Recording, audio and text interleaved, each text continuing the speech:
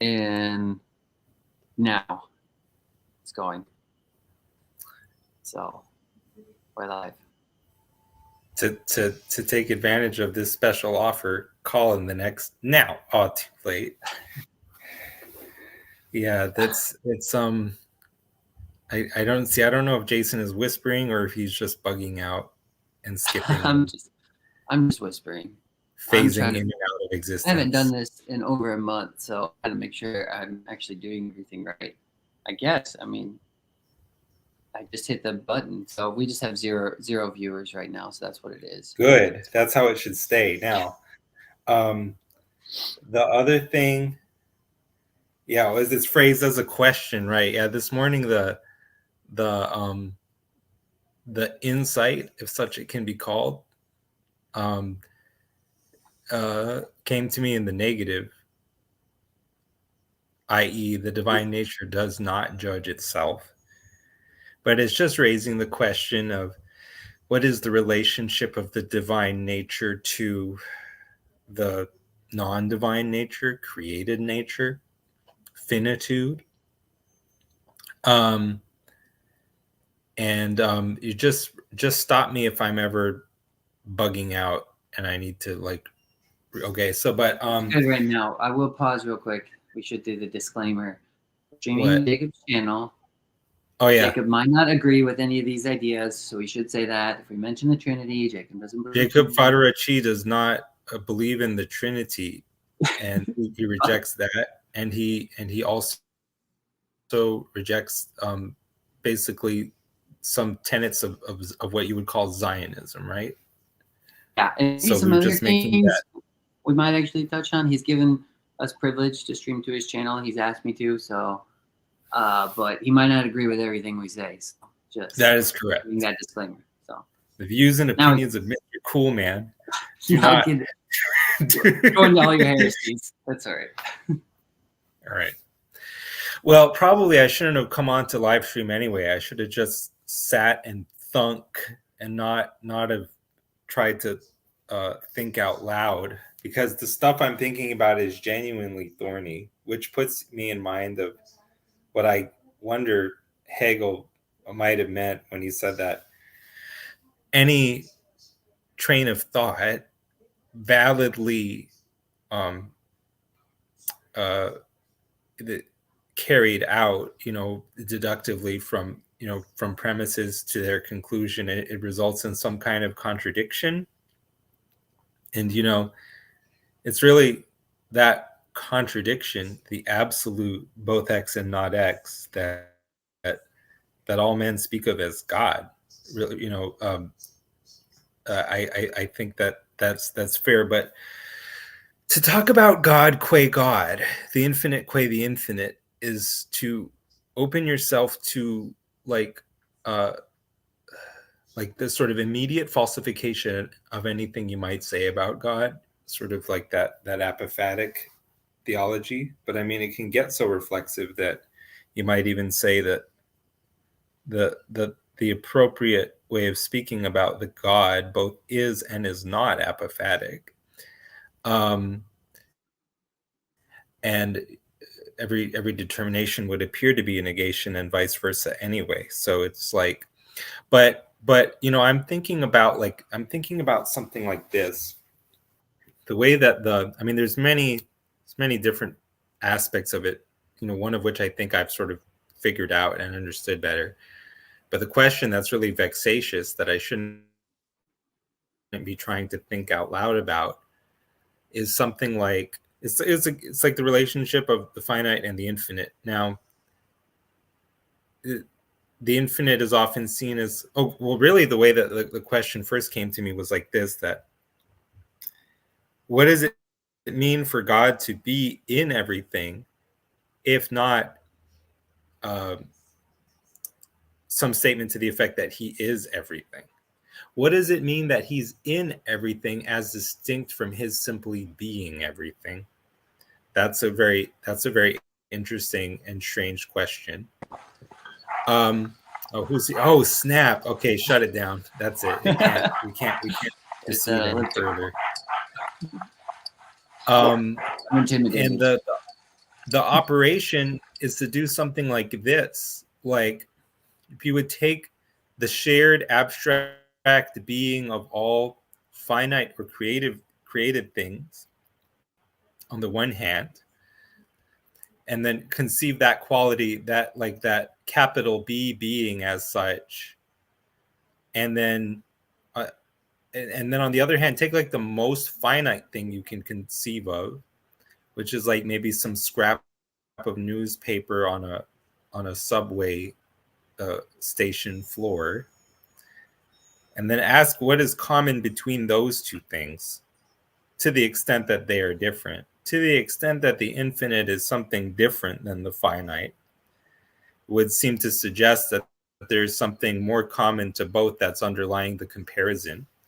And then to meditate on what is it that is held in common between the most absolutely transcendent, generic, infinite ground of being, beingness thing that we can think of, and like that finite scrap of newspaper or Excelsior on the bottom of a subway station. And I can anticipate an objection to the effect that any sort of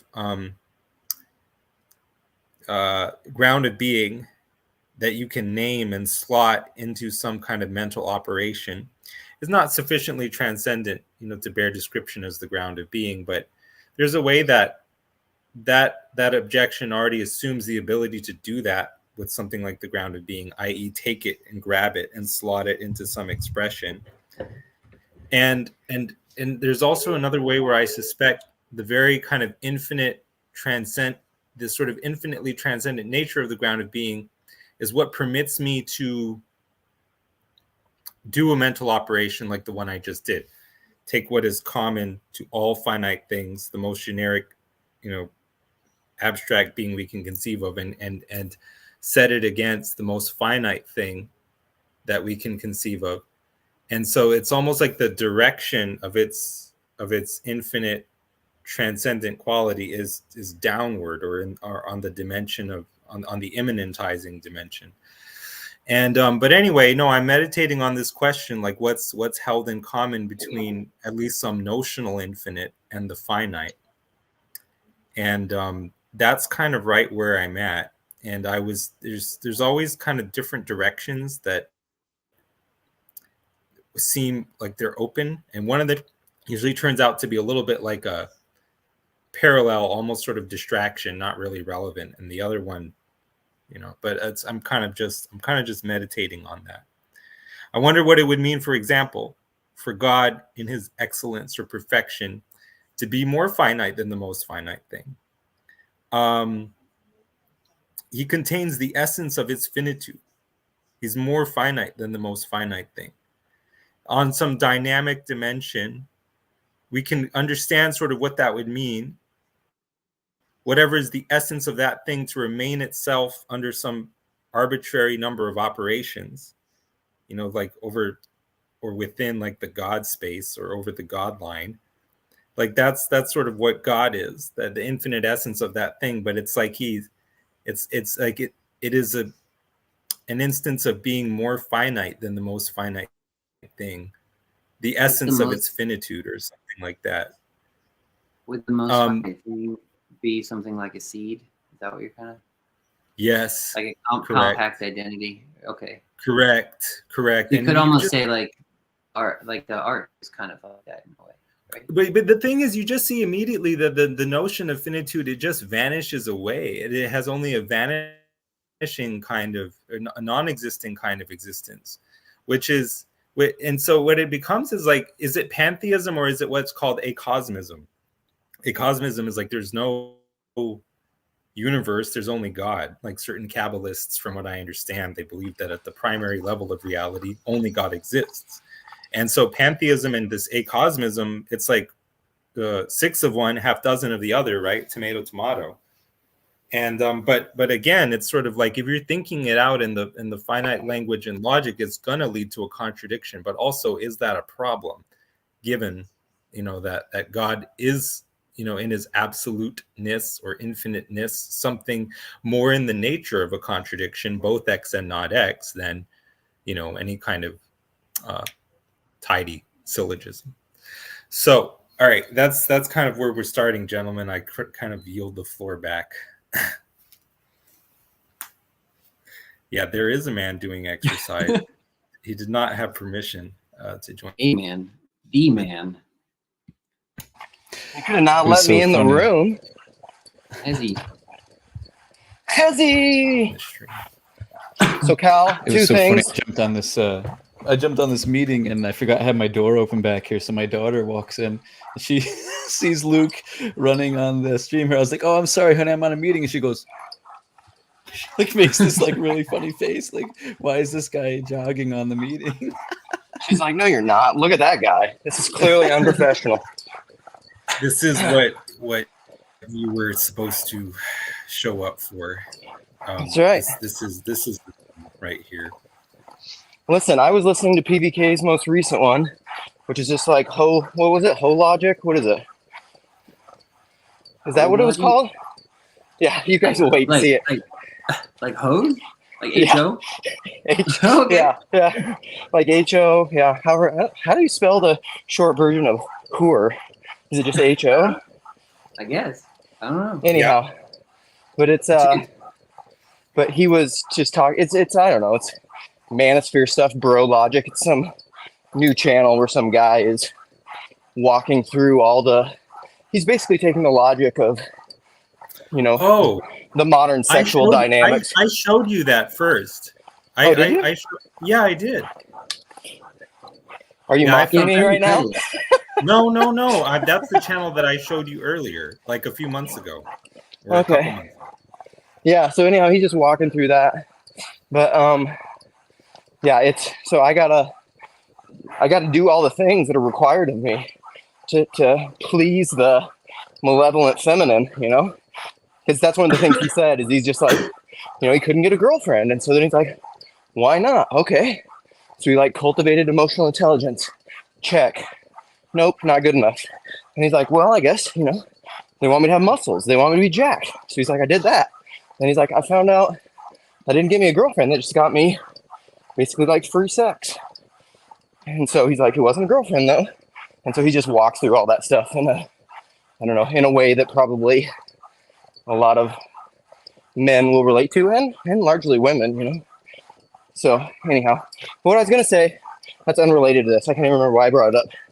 But yeah, I think the lines, so the lines between pantheism and panentheism, I've been realizing talking to Yosef and watching some of there's a lot of, Zevi has a lot of Seekers of Unity stuff on that, where he basically says that all the time, where he's just that line is somewhat arbitrary almost, and even within Orthodoxy, we say this during Lent, Christ the only existent one.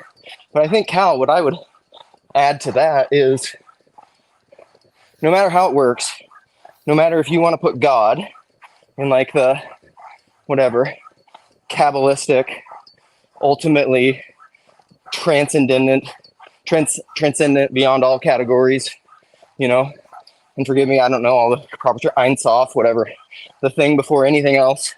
And then Yosef shared that long little note yesterday, which was fantastic. The thing before any creation. You can stop the transcendence there, but then Christians want to do kind of the same thing with Jesus, because you'll say, well, Christ is the only existent one. But then the problem is, and you were saying this the other day, I don't know if you said it in your podcast, but then he ascends to the Father and sits at the right hand of the Father, right? And he's utterly transcendent. Correct. He's no longer where, I believe in Jesus, I trust Jesus. How? In the abstract, in the same way that you fractally believed and trusted in God.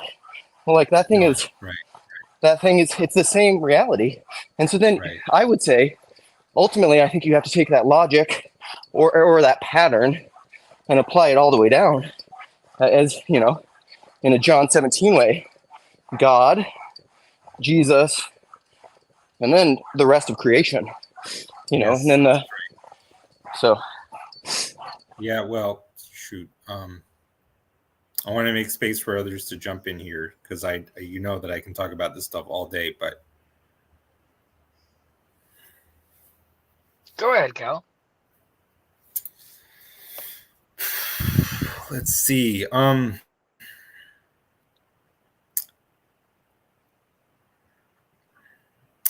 When I was thinking about this question, does the divine nature judge itself? I mean, really, again, at first the intuition came to me in the negative. The divine nature does not judge itself, but it was meant really.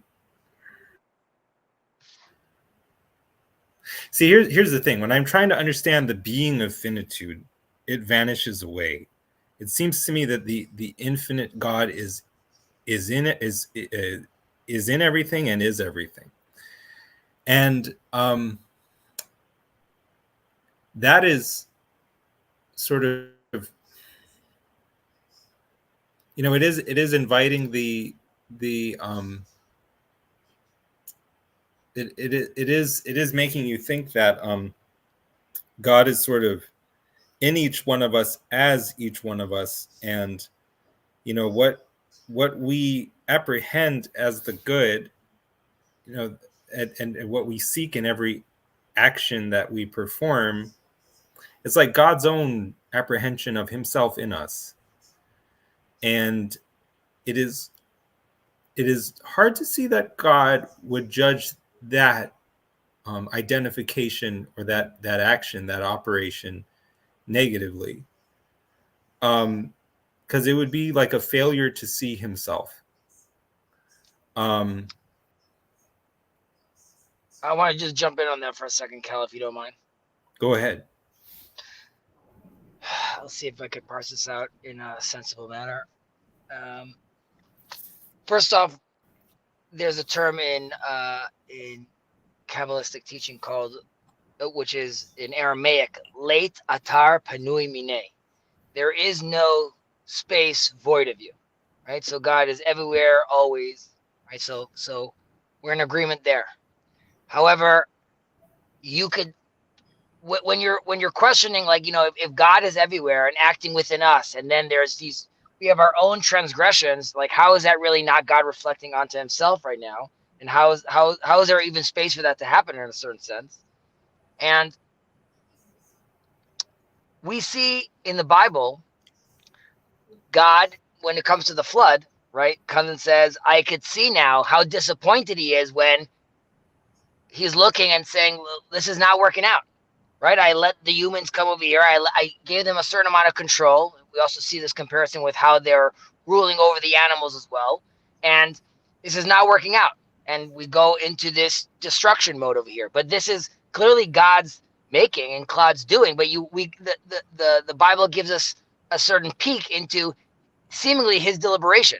The positive sense of that is, again, there's a deliberation, there's a pause when God is creating the world. And there's between the days, he stops and says, and it was good. Would that not be obvious that it was good if it's coming from God? But yet there's a sense where God himself is almost not sure, where he's like, well, I'm building this thing and I'm playing with this and let's see how this is going to work out. And in a certain sense, it also relates to his retraction, which we spoke about in the past, seems soon. But again, you could see that retraction playing out in the Bible. And Luke and I have spoken about this. And I'm sorry that I mentioned it ad nauseum, but here again, you see an indication where God talks to the seemingly divine council and says, let's see now what man will name the animals, right? And you were like, what do you mean he's going to name the animals? Don't you know the names? Hasn't this all been done? And the sense is there's a retraction, which is like, well, I want to see. I don't know necessarily what's going to happen. And there's a sense of course he knows because it's all him. But there's another sense, and obviously also where free will comes in a certain aspect, where there is a retraction, there is a space where, yes, God is even in that space, but our relationship with God, or seemingly even God's relationship with himself in that space, is more limited. God is manifesting himself in not God. Well, yes and no, right? When Moses tells, I saw God's face like I see my brother's face, right? So there's a sense over there, which is I'm looking behind the curtain at the individual, and I'm seeing the divine and godly in him. And yes, that is a manifestation of God. However, at the same time, God also tells Moses, you can't see my face, right? No one can see my face and live. So we're only getting a very low resolution understanding of what that image looks like. So do you think that very thing is probably the distinction between Judaism and Christianity? Because Christianity would say fully God, fully God, fully God, fully man. And so Christianity asserts all of it. Well, I would say the distinction comes in where when we share the concept of the logos, which works very well with, even the idea of words and breath, and it's sort of continuous and eternal. However, God manifesting in flesh fully is sort of, at least the way Judaism sees this, that is restricting, right? It sort of ends at the moment it turns into flesh. And we don't have that kind of conversation where, yes, there's manifest in me in a certain sense. So yes, I too am divine, but I am not God.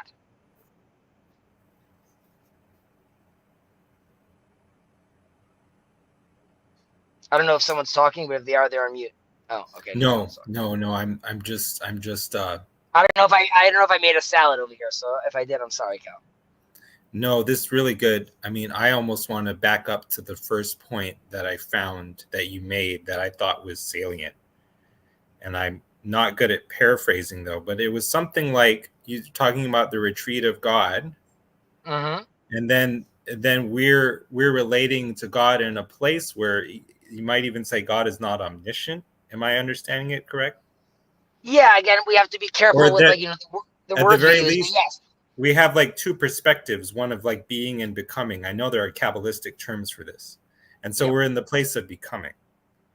And what I was wondering when you said we're relating to God was whether God is relating to himself through our relating to God, whether God's becoming is our becoming, as Sherry says, and whether like one way I have thought about it is whether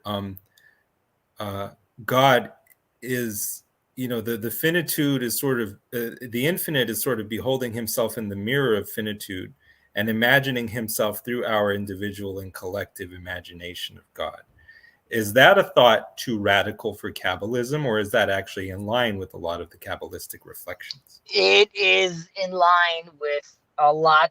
I don't want to get bogged down in the terminology, but yes, there's a sense where some of that aligns. And even when we hear about the attributes of God, right, that we're being told, like, God is merciful, so we are merciful. And those are these are data points of, I know what mercy feels like, and God is telling me that he too is merciful. But the second God even categorizes that in a word, right, it's already limited at that point, right? So we're saying like, and this is part of God's question for us, and not question for us, but requirement of us of return to me and I'll return to you. But it's reciprocal, and in a certain sense, because of this retraction, there's a sense where through our behavior, right, we manifest him here, right? And that the way, if we are oriented properly, then we are returning to him, and we allow him then to be in this space. But I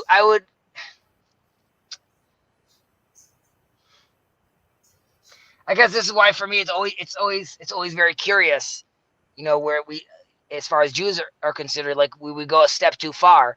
Like when I'm reading Jesus's teachings, what I hear is a rabbi telling me what I hear always, or the things I'm talking about right now. It's when we go to that extra step of God fully manifesting himself inside a body, right? So God had fingernails, God had eyelids. Like this is like where it's, and to me it seems very restricting.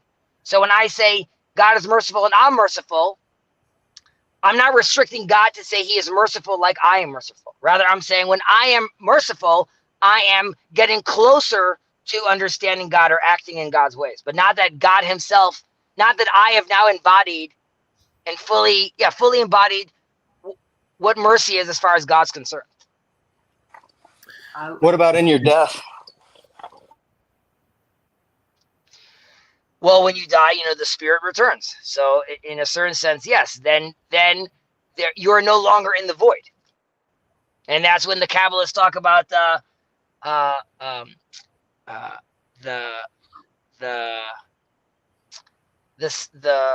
righteous are sitting in in Ziv Hashchina, it's called. It's in the radiance of the Shekhinah, right? You're just fully in it. There's also a sense where it's almost limiting, where in this world you still at least get to act. You get to choose. You get to move closer. Once that's done, you're stagnant. Now you could say that it's this, euphoric state of pleasure, but nevertheless, and this goes back all the way back to Adam and Eve. Are they eating because they messed up, or are they eating because they want to experience choice? We want to do the positive once we know that there's a negative.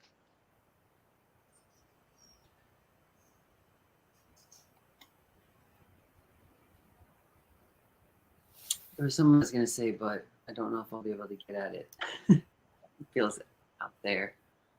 I think you should go for it. I will just quickly say that I think what Luke was getting at, the way that I heard it, he asked, what about in your death? Are you then, let's say, fully imaging the invisible? Or, are you then holy God? And what I kind of was thinking about that intuitively was, if you take the very most finite aspect of this finite non-God thing, it's death, it's destruction, it's becoming one with what defines it as not God. It's like it's not anymore, it's in nothingness, and nothingness is like the neither, it's neither light nor the absence of light. It's neither darkness nor the negation of darkness. And that in some ways is a pretty good definition of God, or the absolute. And so that's kind of what I was wondering if Luke that was what I was wondering, if that was the intuition behind what he said. But I'll turn it over to Jason and see if Jason can kind of pursue a line of reasoning to triangulate on whatever this thing is. Yeah, I don't know how related it is. I guess it might be. I'm still kind of thinking of the original topic was the divine nature itself. But what Hezi brought up about the Christian idea of Jesus being fully God and fully man, and where my mind would go is like, is that even possible? Because like I've said before, there's this restriction in Christianity where it becomes, if I'm going to be honest, it becomes idolatry, because you can't step into theosis because it has to be Christ and only Christ. But if you're wanting to ask that question, I think you have to at least open up the possibility for Hezi to be God, for you to be God. That's exactly what I would think, is that to the extent, if it is possible at all, it means that those conditions are already met in each one of us too. And that the way that I read the New Testament increasingly is as the revelation of this truth, in Christ Jesus, which yet has something to do with, how to put it, it's not there's some kind of interplay of being and becoming here for sure, go ahead. Well, I can add Andrew, as long as this is really Andrew. I don't know, I guess I should wait for him to turn on his camera. I think it's probably him, but okay, as long as there's not a wiener in there. All right, can I add one thing quick? Yeah. Okay, so like we were talking about the other day in my live stream, and Jacob came in and he talked about his name and cloth makers. Yes, we were talking about, I love that part, by the way. That gave me goosebumps. To hear the origin story of that name, it made me think of philosopher Saul Kripke's maxim that the essence of an individual is its origin. It Yeah. felt So something like that level of stirring and dramatic when I heard it. well, and this is kind of to the point, I guess, is the alpha and the omega, the beginning and the end.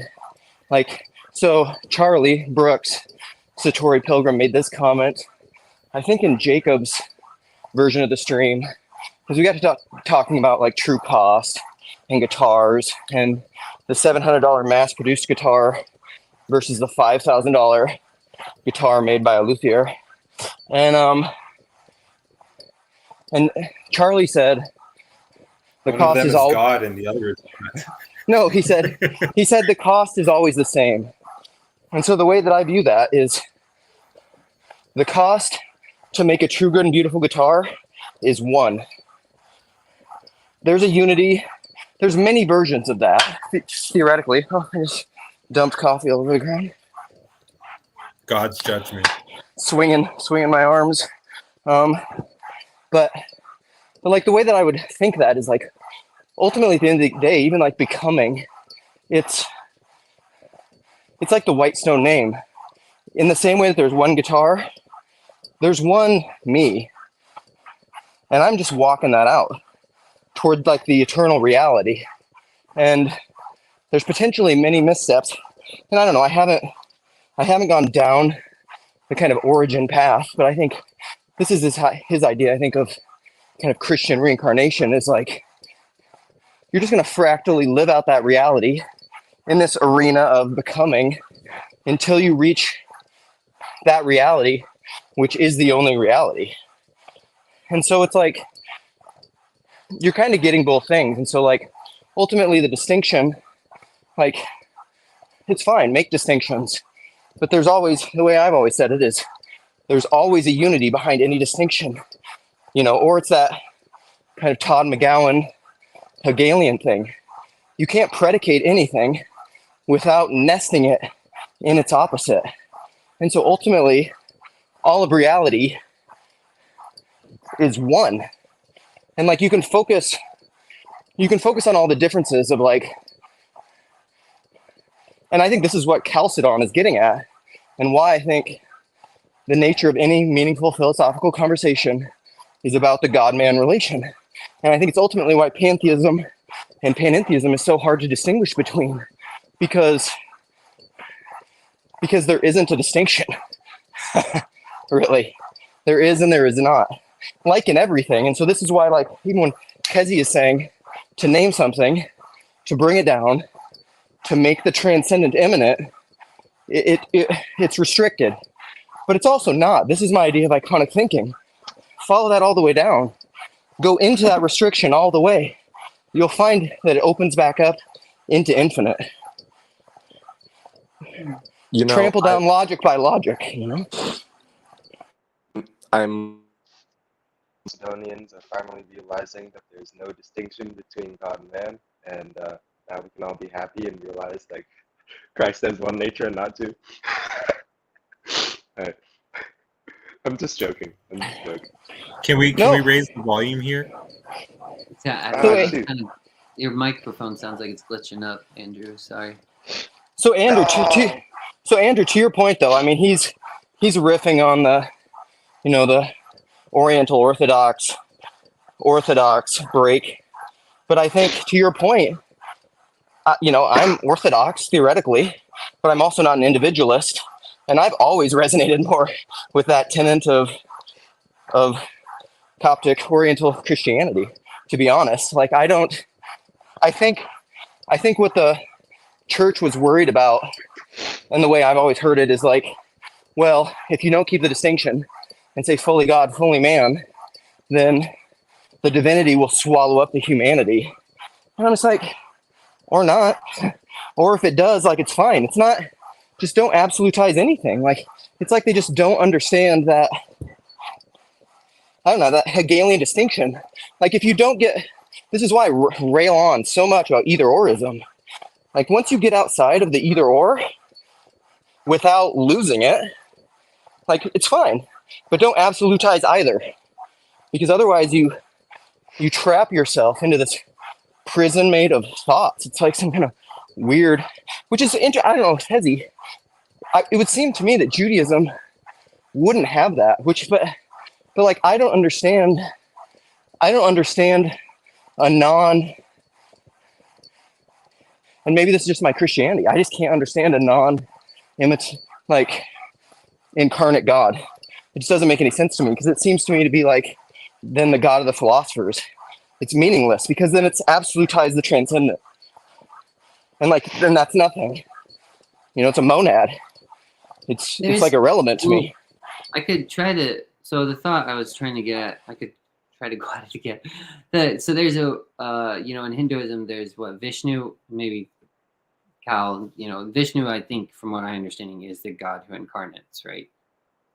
And so is that kind of like panentheism or something? Like I think one of his first incarnations like a turtle or something, then there's a boar, and it seems like it progresses into eventually Krishna or something like that. Well, I'm not even aware of that, but yeah. Well, sorry. Go ahead. No. Well, what I was going to say is like there's this way where it's like partial incarnation. I don't think it's a fully complete one. Like Christianity proclaims, or that Jesus was like a fully complete incarnation of God.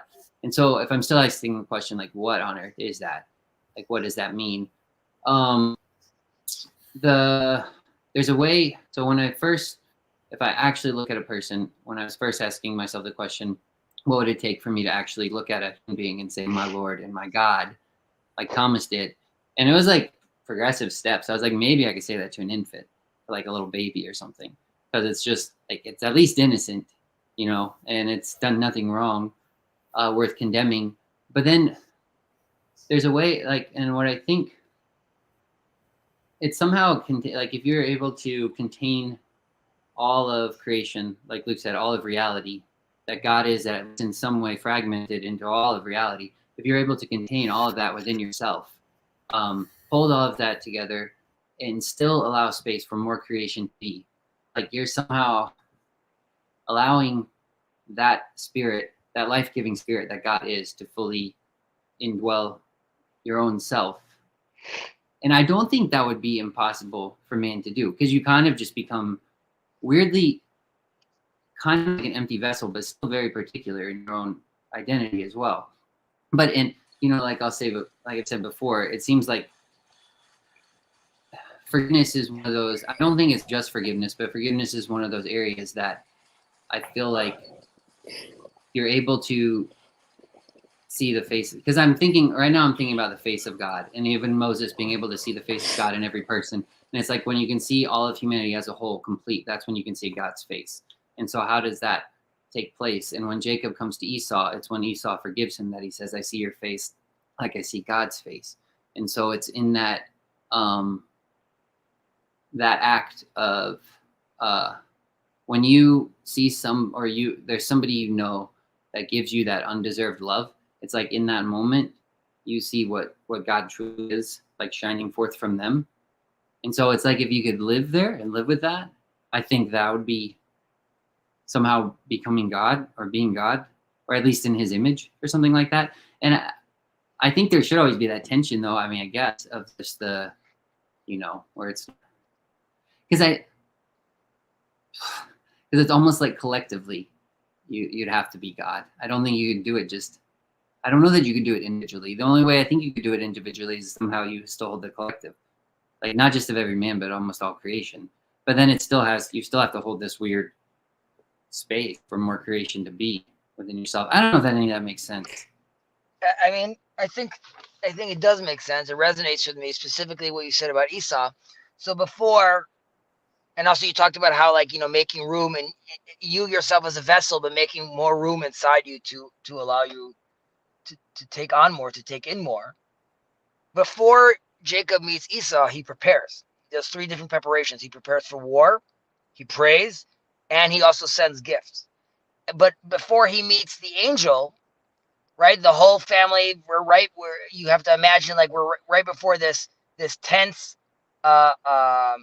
interaction between both the brothers.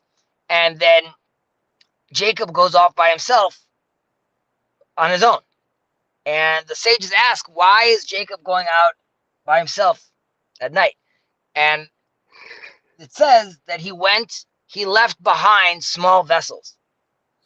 Now, the literal translation is, oh, well, like, he's such a righteous person that even if someone like left, like, their sippy cup behind, he also wants to get that too. But I don't think, what I think resonates more is that he went to see before I'm going to go meet my brother and attack my brother, I need to first be this full person. I need to see if there's more in me that could be filled up. I need to try to engage him potentially in battle if need be. But I also need to pray, and I also need to prepare if maybe I'm wrong. Maybe I did act in an inappropriate manner when I quote unquote stole the blessing and the way I treated him. And then there's a sense where his vessel, he needs to pick up other little vessels. He needs to still complete himself before he could transition from Jacob to Israel. However, and I would say that allows one to be more complete to then when he sees Esau, fully see God's face, right? Once he interacted with God's angel in the evening, he recognizes what he was lacking, and now he could see it more clearly in the other, even in Esau, which obviously there was a tension there. But that doesn't mean, again, going back to what Luke was talking about like this either or being fully incarnate, because the closest thing we have to, let's say, a semi-divine figure is Moses. But even Moses dies, and the Bible makes it very clear that this person dies, this person was married, this person gets angry, and this is Moses we're talking about. So, and yes, we even have Elijah gets taken up, but these are people that when they come down from the mountain, their face is glowing, right? So you could even say that is a fully charged human, right? A fully charged Moses is so fully charged with the divine that it's literally radiating from him. But that still doesn't make him God. And one last example over here, when Jacob is God to them, right? I'm sorry? Right, there's that bit in Exodus, you shall be as God to whatever, Aaron or something like that. To Aaron, no. Well, that's more about he says you'll be a God to them. He's not talking about like a deity over there. That's talking about more of, let's say, you'll be like a mouthpiece, or you're going to be you're going to be representing God in that case. But when Jacob goes and it runs away from his house, he then there's the famous Jacob's ladder. He falls asleep. And the Midrash says that the angels coming up and down, they look at Jacob and they want to hurt him. And the reason they want to hurt him is because they say this Jacob doesn't resemble the Jacob up in heaven, or the full potentiality of Jacob. And ultimately God says, don't harm him. He's going to grow. And there's a sense where all of us I am Chezi Spiro right now. But there is so much more of me that requires more learning, potentially even sometimes holy transgressions that allow me to then move up and phase shift to the next stage. So yes, is there the divine potential in me? And could it even get to a point where, if I'm so oriented that my face is literally radiating? Yes. Does that mean that I turn into God? I think not. Well, I think it's the opposite in Christianity. It's not ascending to the mountain. It's descending into the seed and dying. And then resurrection. This is the Peugeotian thing to Russell Brand. Is he saying, I believe in the resurrection because I see it everywhere. It's in the seasons. It's in the sun. It's in everything. And I think that's the whole point of Christianity is God. We don't see God because you don't look low enough. It's the kenosis by kenosis thing. I want to see if I'm understanding. I was just gonna say it's also the manner, though, of the descent, right? It's like you're not. It has to be sort of like an ascending descent, right, Luke? Like it's not like I'm gonna go to hell by being the worst person ever, right? It's still a. It's not. I don't think it's the opposite in Christianity as it was. I don't think it's like an inverse kind of thing. Although I'm very tempted to to think of those sort of things as a Christian myself. I think it's fascinating to think of things that way in terms of Christianity in relation to Judaism. But we're very clear, based off of the Sermon on the Mount, we are definitely called towards a upward righteousness trajectory that we are warned, particularly in certain times, like the time that Jesus was around, will result in persecution up to and including death. But we're certainly, and then even in the epistles and whatnot, we're certainly called to be God is supposed to be recognized through our fruits. Like, it should be obvious to people around us that we're Christians, not because we say that we're Christians or anything like that. Not simply because we say, let's say, lay our lives down. Right? It's not just a mere laying of our lives down. There's also a righteousness aspect to it too, which includes the laying of our lives down. But I'm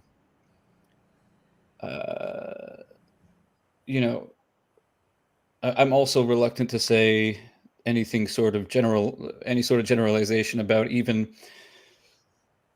very, very wealthy pastors, right? Like maybe some of I could say something about their doctrines maybe, but just the fact of someone, let's say, being particularly materially blessed in some sense, or whatever the case is, there's a danger, I think, in a sort of purely what's the word, ascetic sort of Christianity, where you're just giving up everything without proper context, I think. Anyways, I kind of got off the path a little bit there, but I just wanted to I just kind of wanted to note that I guess I have some thoughts on the whole material thing too. I'm kind of crunched for time, so I'm trying to think if there's a way that I can articulate this quickly. But so the way I see it is that one of our reasons for existence, or maybe the primary reason for man's existence, being that we are created in the image of God, is to how do I say this? Is to obviously represent God, be a manifestation of God, such that, again, the world around us doesn't see glory in us as individuals, though I do believe it is an individual responsibility within a collective situation, right? So the best hope for the collective around me, my responsibility to the people around me, to the individuals around me that make up this society around me, of which I'm a part, is to, as much as I can, maybe each day a little bit more, allow, position myself and dedicate myself such that my will more closely reflects God's over time, right? And not for the sake of my own glory, because that would be against God's will. It would be a paradox or whatever.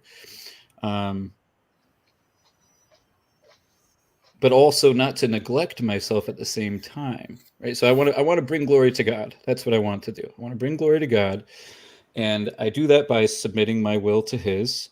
I do that by learning what His will is and learning to value His will more and more.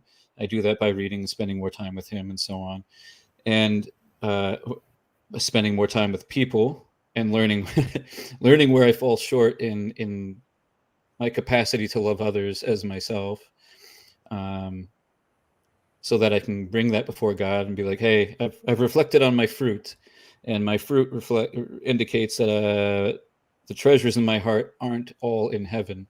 So so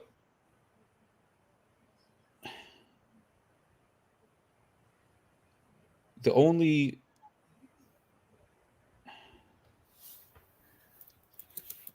I guess I want to say this because I'm going to have to jump out of here, and I want to relate this to the title of this video, right? Does the divine nature judge itself?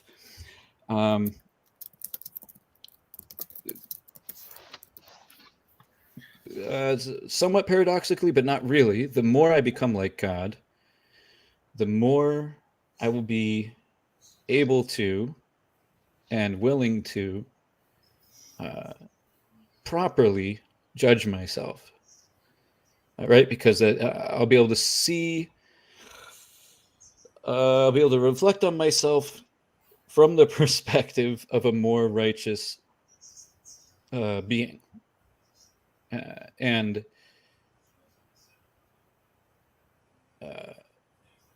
perhaps even the more like God I become, the more that which is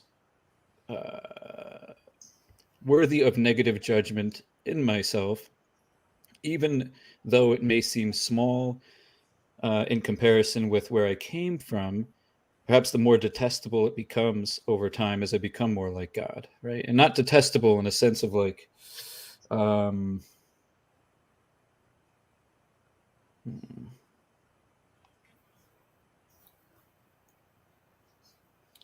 do I want to say this? Detestable isn't the right word. The stronger my desire to remedy that which is worthy of negative judgment. That's the better way to say it. So it's like, the more I become like God, the more I value that which is godlike. The more I value that which is godlike, the less tolerance I will, the less likely I will be to want to cling to, perhaps, to want to cling to that part of my characteristics that does not reflect God's character. And so I think, in that sense, the divine nature, I wouldn't exactly say it judges itself. I would say, except in the positive judgment sense that was spoken earlier about, as God created the world, at the various steps he reflected on it, said, you know, blah blah blah blah. God saw that it was good, right? So so God reflects on his creation, which comes from him, and he reflects on it, stating that it's good, knowing perhaps where things are going to be headed, and then how things will be restored in the end, perhaps. But yeah. Anyways, I wanted to just sorry, I just wanted to throw all that out there, and then in like 5 minutes, I'm gonna have to hop off. But I just totally stole like so much time here. Sorry, guys. I mean, naturally, I have many thoughts, but still, I want to keep the fun.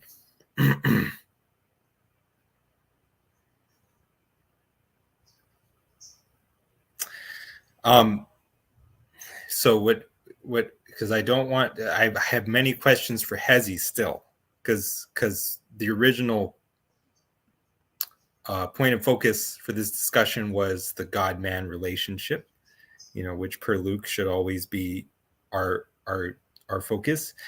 But Christian, you were saying, I don't think that God judges except positively in the end, like either, you know, his work or himself.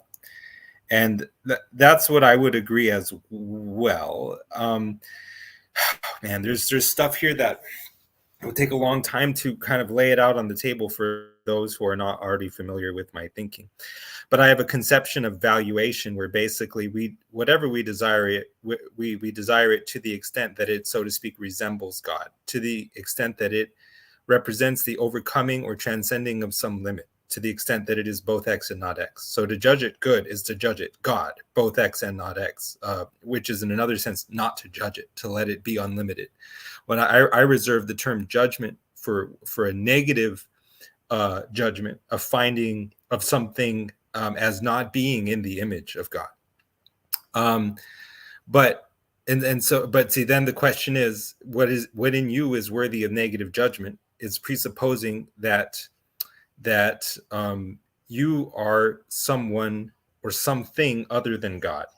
And then my continual sort of reflection or refrain, not rhetorically, not to hound people, not to be a gadfly, but I think almost I can claim with religious sincerity and conviction is what in you is not God, or what in the universe is not God. And so I want to ask Hezi, because Hezi was saying that Moses, he comes down from speaking with God face to face, even whatever that means in application to God, and his own face is shining and transcendent, or radiant, and so, but he's still not God.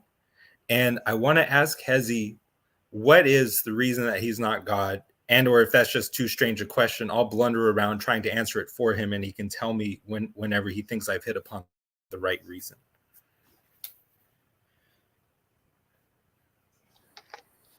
Considering the fact I have my I have innocent ears in the car right now, so I'm gonna let you talk a little, and then I'm gonna drop them off and get back. But go ahead, I'm with you. I'm listening. Understood. Well, one thing that makes sense to ask, and which I myself used to ask, is if everything is God, then isn't it that nothing is God? And upon reflection, it seems to me that can only be true for finite identifiers. So in other words, I'm not sure that consideration really applies to God. On the contrary, if I can be a bit of a dialectician here, as if I'm ever not really, but it seems to me that God is paradoxically able to share divinity. Being infinite, he is able to share divinity with each and be no less God. I am asking the question of what it means to what does it mean to what is it, how if at all is imaging God different from being God? Or put another way, so it's like if I say that God is too transcendent to be experienced in one created thing or in the totality of all created things, is he ever experienced at all? And if not, if he is not experienceable in principle, then is it not doing something strange to the word exist as applied to God, which is just as problematic from the standpoint of the kind of logic that we're trying to do, as is the sweeping identification of all created things with God. It seems, yeah, there's quite a bit here. It's a lot here. I'm not really sure which direction to go down immediately, and I kind of want to wait for a response before I decide where to go. I would it's going to be a quick response, but I would say that, again, going back to this retraction, because like you just said, there were philosophers that thought, right, if like everything is God, or like, then there's nothing really, because at that point, there isn't room for anything else, basically, right? So we have to assume this retraction, or at least in Judaism we assume this retraction, and due to this retraction, right, and in this void, and in this gap, in this space, we then have to start to differentiate between seeing God in through his wisdom, which would be, let's say, the philosopher's God, or science, or nature, or the term Elohim, right? This is how I'm experiencing God, which is limited. I mean, obviously, as a human, we could say to a profound extent at the end of the day, like there's philosophers that are clearly very profound, and they're reaching something, they're understanding something. And then with thanks to God's grace, he gives us his Torah. And this is his will through prophecy. And when Moses is when his face is luminous, this is because seemingly at that point there's less of God's wisdom that is being identified, right? I mean, we know the Egyptians are clearly aware of very advanced mathematical things, but Moses is fully oriented and fully exposed to God's will. And once you know what God's will is, as in you're not just looking at the world through nature and trying to see if when God said this is good, it means, you know, beauty is in the eyes of the beholder, and like we appreciate symmetry. It's more, once we have prophecy and once we have these texts and these traditions, we could start understand what God's will is and what does he mean by good and what does he mean by these words. And as we learn more about those things, we start recognizing more of God in ourselves, and we could start recognizing more in God in the other as well. So I see it as that when Moses is fully experiencing what a fully charged human, using the word charge for a reason in a second, what his experience is knowing God. He is so fully immersed with his knowledge that when it comes to seemingly what would be the next phase right now, going into the promised land, that's not for Moses. That's the wrong kind of frequency. I'm now going to be sending you into a land where you have to start playing with blessings and the Jubilee year and ownership and laws. And these are all manifestations at a lower level. And what we hope to is we create a system and we put God's will on top of that system, and we ask that someone acts morally and acts like a righteous person to get closer. But from Moses' perspective, there is no getting closer. Can I ask this question, because it seems like the operative assumption behind all that you're saying is that there is a space where God is not, and then there is, so to speak, a space where he is. But what I'm wondering is, because to my way of thinking, anytime you have a distinction, that's inviting the conceptualization of some kind of more common property underneath both. My question is, I want to know what underlies the space where God is not and the space where, so to speak, he is. And what is that? Because it would seem like whatever it is, it's something that is held in common by both like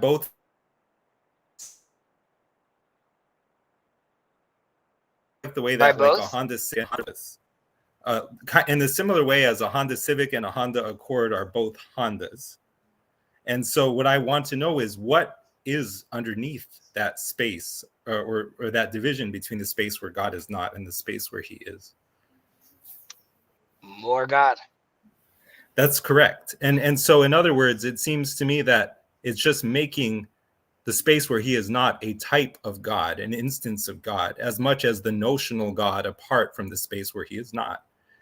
And so in other words, that's kind of a way I'm saying of like all these roads lead to the identification of X with God or God with X. Because if I say X is not God, you know, and an identity relationship is mutual, such that, you know, what if X is Y, then Y is also X. And I say X can't be God, it seems to be putting a limit on the illimitable God, such that God, and you know, there are weird sort of things that happen when you're trying to do logic about the infinite.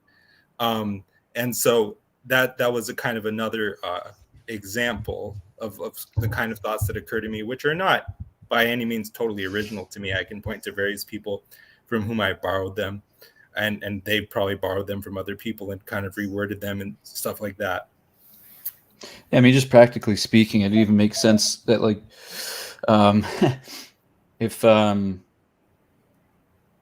you've ever had a very intimate relationship with someone, and then you do something that causes a kind of you do something, like, let's say, against the other person's will, such that the way that the relationship manifests for a period of time thereafter is different. Maybe the person gives you the silent treatment, and when you're in the same room with them, you're no longer really in the same room with them. Right? You could be sitting in the same exact spot you were sitting with them the night before when you're having a great time watching a movie or something. Then you're sitting in that same exact spot, both of you again. And in a very real sense, it's a different place altogether. The place is different. You're different. The person is different. And you could say metaphorically, symbolically, poetically, right, that the person that I used to know is no longer sitting next to me, right? Kind of dramatically, you could kind of say this. And you wouldn't be wrong to say that. You wouldn't be wrong to say that, right? Because of the manner in which you're saying it. You know that you're not saying the person's physically, literally not there. They are there, but they're a different sort of thing. And I think in one sense, at least, I'm not saying this is a explanation of something that is like 99.99999% ineffable, but in a sense, we can get an idea of what it means to be in a space where God is not, right? Even though there is no place that God is not. This is the question I want to ask, is whether any kind of distinction can ever be the final reality or the ultimate reality. Because it does seem to me that every time we're making a distinction between something and another thing, that there is like this more common medium. And so as much weight as we might place on a distinction or a not finding of some quality in a given instance, it just can't be the last word. It can't be the final reality. And it's not the final reality, Cal, because in this space, right, when there's the shattering of the vessels, right, our job is to collect the divine sparks. We're trying to bridge that gap and close it. And when God tells Moses in the burning bush, I am the Father, I am the God of your father and your forefathers, Abraham, Jacob, and Isaac, he also tells them, they only knew me in the name El Shaddai. Right? And we're talking about Jacob, Abraham, Isaac, these are all heavy hitters. Yet they are still only experiencing God at a certain level. And when Israelites go down to Egypt, that is a place where they start collecting the divine sparks. God is in his infinite wisdom is allowing now, in this case, the Hebrews to start experiencing what it's like to live in a void, and how do you slowly start to fill that void up. And just like a literal example of that would be the phylacteries, right? So we take a Egyptian concept of the pharaoh's crowns that have on top of it a serpent and a snake, a serpent and an eagle in some cases, and we build our phylacteries that also have inside. In Kabbalah, there's two different spheres that relate to the serpent and the eagle as well, and we're doing a cultural appropriation to a concept, but instead of having the snake, which is rounded and symbolizing chaos, we have a black box with straight lines creating order. Now, here's a sense where seemingly you'd say there's a void right now, right? The Hebrews are devastated. They're in this land of bondage right now. However, that process allows them to phase shift, upgrade, and start collecting the divine sparks that were relevant in Egypt for them to continue on their journey. And as we move further up and further in, that gap starts getting smaller, ideally by us as humans recognizing more of God in us, and by doing so also recognizing more of God in the other. And by doing that, by all of us starting to recognize that all is one, right? And go to your psychedelic trip right now, coming off of that and saying, you know, I saw Gaia and we're all one.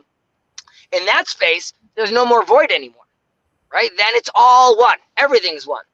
But we're not in that mindset all the time. And definitely, historically speaking, we were definitely not in that mindset.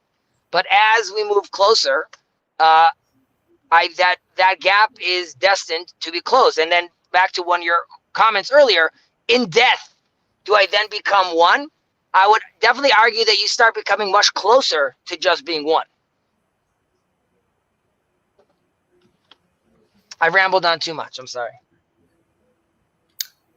No, it's good, and it's like what Christian was saying too.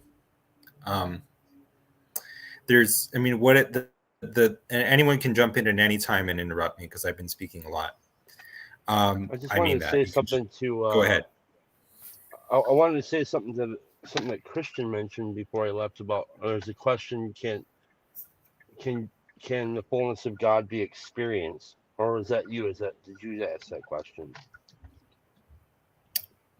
Perhaps it was Christian. It wasn't that long ago. It was literally like 5 minutes ago. But yeah, I was thinking yes, but I don't think it can be successfully articulated or translated in a way that you would think, because I think that's the nature of ineffability, or, you know, I think, I mean, the words that we have are insufficient as it is. So I think it has a lot to do with, like, the best words are something like, you know, mystery, ineffable, even, let's say, love. I think are all words that touch on it, but they're not really comprehensible. I mean, you might, how do I say this? You can comprehend them, but you cannot translate them successfully to each person. And I mean, this is old ground. I think we probably covered this a billion times over the last few years. But I mean, this is how I've experienced. Like, the experience that I had was, I believed that it could not be, the truth that was given to me was unobtainable. I thought it was absolutely ridiculous. It was something that is a complete falsehood, and that could not be real or comprehended or obtained or anything. And then it was placed upon me, and then now I can't articulate what that is, because it is in fact ineffable. And if I could articulate it with words, or it wouldn't be what it is. So I guess it's like I spend the rest of my life trying to articulate what that is to the best of my ability, knowing that I'm going to fall short every day, or at least I'm going to have the experience of, or think that I'm falling short. Maybe I am, I'm not, I don't know. But God's will is right now. What I mean by that is, like, it's gone. It's already happened. I don't think, like, I think God probably has desires. See, these words are just trash. There are things that I know that I can engage with, that I can start to touch it or experience it deeply, but not articulate. So let's say some tragedy happens, because somebody will say, well, why did that kid that was so young, that got hit by a car, how is that God's will? And it's like, well, I don't think it was God's will necessarily that the kid got hit by a car, but now that has happened, now it is God's will. And I don't know how to explain this. It's so hard. The last thing you just said is a thought that has occurred to me many times. In other words, it seems like there is something in the nature of the present moment itself, where events are free to happen one way or another, but after the fact, a sort of determinism must be in effect. So it's like the present is like a superposition that, when it collapses, is paradoxically seen to have never been a superposition, something like this.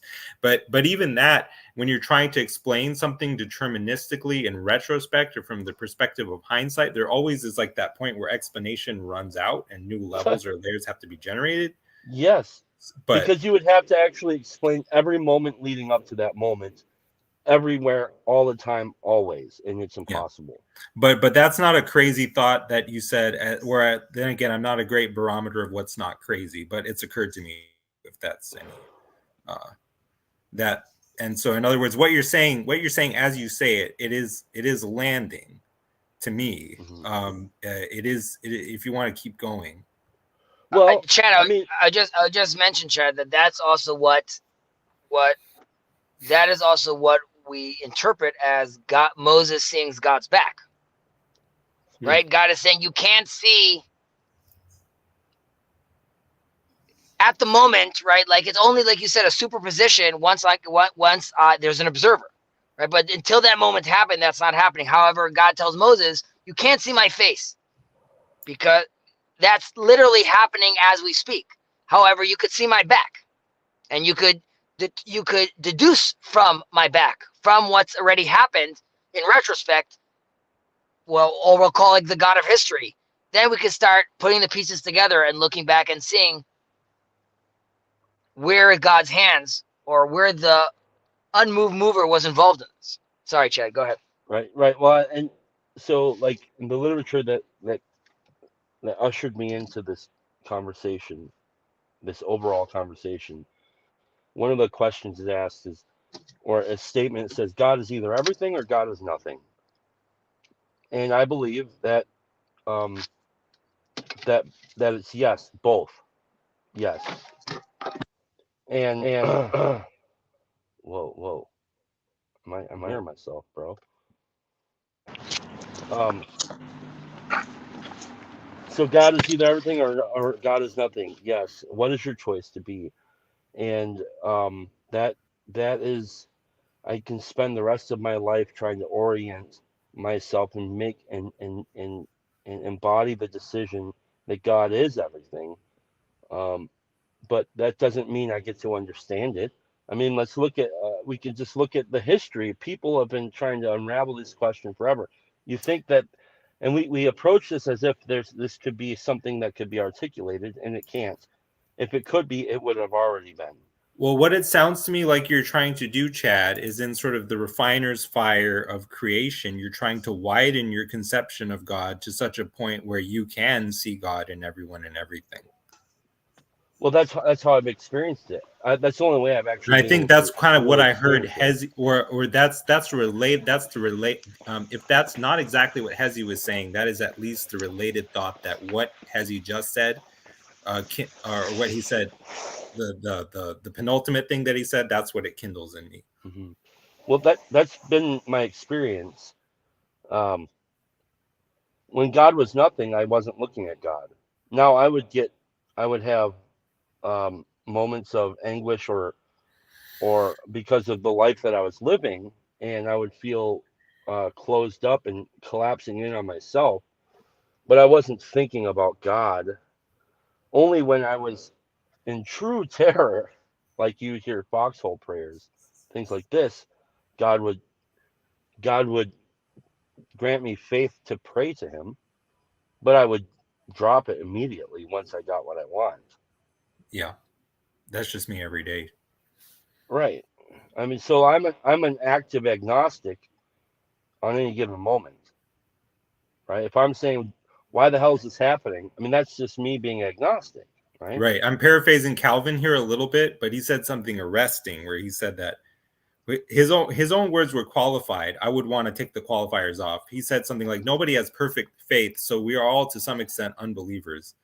I would say that, none of us has perfect faith, and so in that sense we're all unbelievers, or no one can conceive of, the kind of leaning too hard in the nothing is God end of the dipole. It's like you would say no one can conceive of God, therefore everyone is an atheist, something like that. Right. So then to get down to like the question of does what was it? Does God have divine judgment? Does Like the divine nature judge itself? Yes. And also, are you the divine nature? Yes, and no, and no. Or how about Chad? How about not yet? Right? We're told in that day God will be one and his name will be one. We're not at that day yet. Where there still is that gap where, like, even the fact of using God's name or words, when these concepts all become one, when they melt into one, and when we speak about in Zephaniah how we all calling out to God's name in one accord, really in Hebrew it's Shechem Echad, which means one chest, which is to indicate as a unified body in pure speech. Here again, playing around with the concept of these seemingly finite tools like words, but if they're oriented properly and they're pure, what does that mean? If you're saying it purely and you're acting in unification, is that a sense when we realize all's one is the day that it will all be one? But those realizations. Sorry, go ahead, Cal. Go, please finish. It's all good. Go ahead. What was coming to mind for me about this question, it's obviously Job is going to drop in here, because I think if Job's faith comes from God, and then he's judging his situation like this is terrible. I mean, that's a judgment. And then I'm thinking about Lazarus and Christ crying because of what happens. And probably the most heretical thing I'll ever say is sometimes I wonder, Christ going to the cross, now this is from obviously a Christian point of view, but Christ going to the cross was judgment on some of the maybe decisions that God made early on. And now that's I'm okay to say that because I don't know, but I know God knows my heart, so it's okay. Like, it's okay. Like, why couldn't God allow me to ask this question? Did Christ go to the cross? Because they say he paid for our sins, but also, like, I wonder, like in the flood and things that happened, like, to know what it'd be like to be judged would only happen if you could be judged. So that's a really strange, and I apologize if I'm rubbing anybody wrong. I'm not trying to, but I have to be able to wrestle with these questions if I really want to know. I personally don't care which way it goes, because my experience has been, I've had enough of good and bad experiences to have to pay attention to what's working and what isn't working. So I don't know. I want to maybe just jump in and say two things, like give my reaction to what Hezi said and then to what you said, Chad. Hezi, when you were saying that it's like on that day God will be one and God's name will be one, it gave me a kind of thrill, because it reminded me of what I said to Jacob when we had our first long conversation on. And he asked me, if you believe in theosis in such an extreme way, paraphrasing, and what is it that distinguishes Christianity and Judaism? And I said, I am not sure that in the limit they will have to be distinguished. It made me, when you said on that day, God will be one and God's name will be one, I had the sense of that what Jesus said, sort of in line with what I was saying earlier, that the distinctions by their nature are not ultimate. What Jesus said was not to introduce a new religion or to overturn what God had previously revealed to his own people, but that it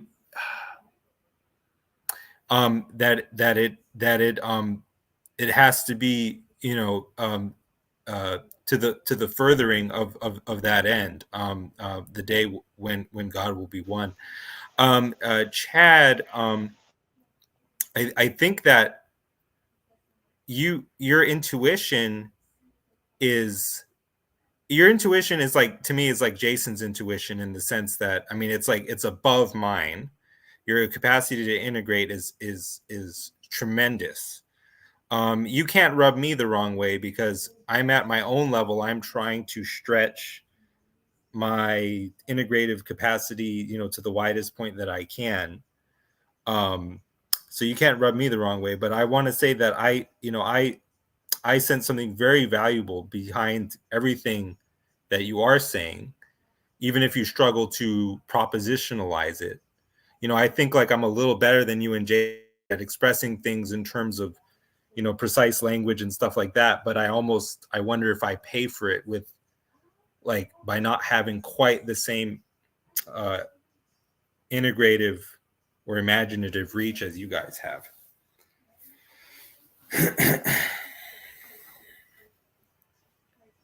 And in this way, this is how God is everything, because I think we're all pitching in on the ante.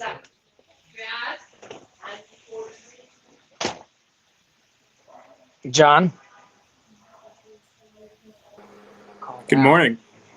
Good morning, sir. I hope you're doing well and you're having a productive and enjoyable day.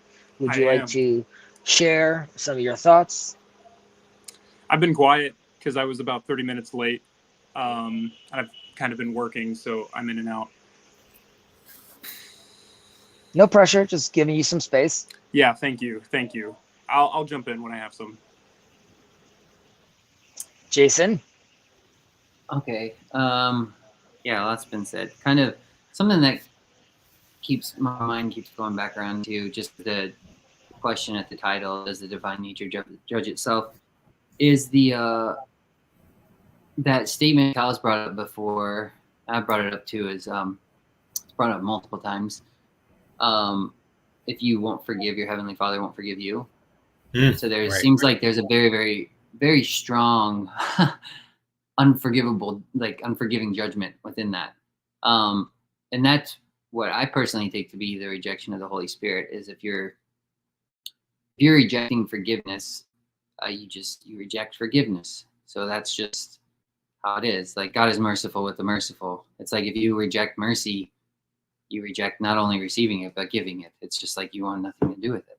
So, Cal said something a long time ago in this conversation that's been kind of sticking out in my head, and he was talking about the most finite thing. And so that made me think of a seed, but it's been making me think of that movie, Mother, that just keeps bouncing around in my head this whole time. I don't know if any of you guys have seen that. But there is, in that movie, spoiler alert, but basically, Jennifer Lawrence is in it, and she basically was, I think, playing Mother Earth, technically. And then at one point, the poet tells her to basically forgive creation. Like, creation basically beats her and uses her. And then the poet who's writing the story, which would be God, says, you need to forgive them. And she says, no. And then she burns up, and all of creation burns up with her. But then he goes to her and he says, after that, he takes something from her, and I think it's supposed to be love or something. It's the idea, it doesn't really say, but it's the idea that something remains. Even through all the ash, there's something that still remains. And so it's something, I think that's the most finite thing, or that's something like the nature of God. But the other thing, so I'm not sure how to tie all this together, because a lot of that's going in my head. The idea that the divine nature would judge itself almost seems necessary, because it condenses it into one thing.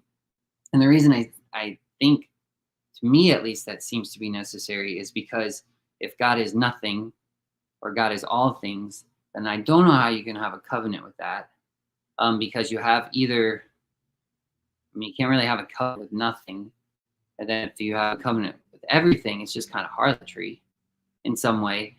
And so the only way I know how to enter into a covenant where it allows me to still be in unity with all things is something like forgiveness, or a divine forgiveness. Not only because that saves me from my own perishing, all the time in so many fractal ways. It's like if I'm going to enter in a covenant with something, I want that judgment to offer me life. Like I'm going to enter into something that's this one thing, this one like solidified thing, this one identity, this one seed. I'm going to bind myself to it. It's like, what should that one thing be? And to me, it should be forgiveness, because then that allows you to also be your covenant with the most like pure holy seed that also somehow breaks open and allows you to still be in unity with all the rest of creation or something like that.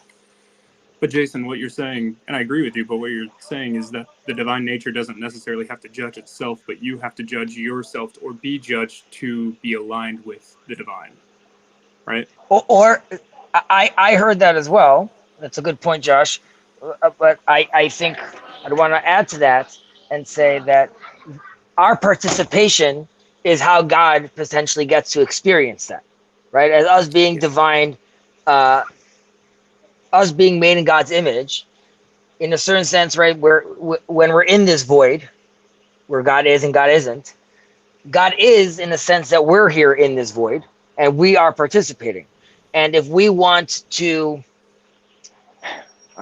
you'll excuse me for going biblical again, but there's the story, of course, of the golden calf, and God, needless to say, is not down with what the Hebrews are doing. And he tells Moses, I'm going to destroy them, right? And I'm going to start again with you. And the Kabbalists also talk about how there's really a comparison there between Moses and Noah as well. And when Noah got told that he's going to destroy everyone, God's going to destroy everyone, there wasn't any pushback, right? All he thought about was his family, and that was it. When it comes to Moses, Moses comes and says, what are you talking about? You made promises, and if you're going to do that, erase me from your book, right? Get me rid of this void where I'm supposed to be living in, because I'm not interested in doing this if that's the kind of relationship there is. However, that is what God wants to hear from us. That is him participating with us, allowing us to act that way, search for forgiveness. But to get forgiveness, obviously you have to have in a world where there is transgression, there is sin, and only then can you actually unify these things. Just one more point about this. There is a very terrifying story of the 10 martyrs, different famous sages that were killed by the Romans. And in one of them, this rabbi is getting killed, tortured and killed in a horrific way. And the divine council, so to speak, the angels come and ask God, is this Torah and this is its reward? And God says, silence. If you say another word, I'll destroy the world. And in a sense, God is saying, you angels that are living in this divine space where we don't have that tension, everything's already unified, this is confusing for you. However, for humans over here, there is this tension, and I am participating in this tension right now. So your comments about like, well, this doesn't make sense, like you're not getting the point. The point is, can they grow from this? Can they learn from this? Can they see why they're in this position? So I think, I'm just thinking this out loud. I think this makes sense, but I'll gladly hear your feedback. It makes sense to me, terrifyingly. I mean, there's something in this that I really like. Yeah, it's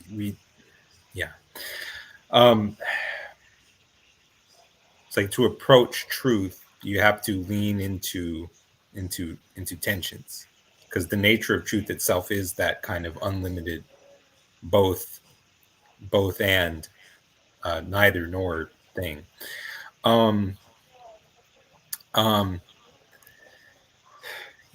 mean, I don't want to see that I kind of had an agenda in titling the stream, giving it this title, deceptively phrasing it in the form of a question, when, as far as I'm concerned, the really kind of moving or powerful intuition lies in the negative, that the divine nature does not judge itself. I wanted to kind of explore what is really the hardest, most dangerous kind of idea that, to me, I would even say that monotheism leads to. The idea that the idea that there is one ultimate reality principle operative in everyone and everything, and whether we characterize that as panentheism or pantheism is almost a matter of indifference to me. But the to make the distinction ultimate, to say creation over here and God over there, and that's the long and short of it, seems to me to ignore problematically the question of what is it that's underlying the distinction, and make what is the true ground of the notional ground of being, and then regular old being, to kind of put it in terms of Catholic theology. Can I say something real quick? Go ahead. So this principle, it has to me, again, it goes back to mystery. So people will say you can't love something you don't know. But I think that's probably true. But then there's this thing, I would say the thing that you actually love in somebody is the thing that you don't know yet, but that you suspect. Boom. Amazing. And so, yes, it's like that. The principle itself is known and unknown to you for the purposes of creation itself. If you know it all, I mean, what? So that's all. Sorry. That's really good. I mean, that's going to get into stuff that I'm going to maybe unwisely try to say if people just let me monopolize the conversation for too long. But there's let me see if I can actually successfully gather my thoughts here. Sounds like that's when I say that God is or is it omniscient because he loves? Yeah. But there is, okay, so let me start off with this premise. Like, to know all is to forgive all. On a surface level, it kind of seems like what excuses someone is the discovery of reasons that make their actions understandable.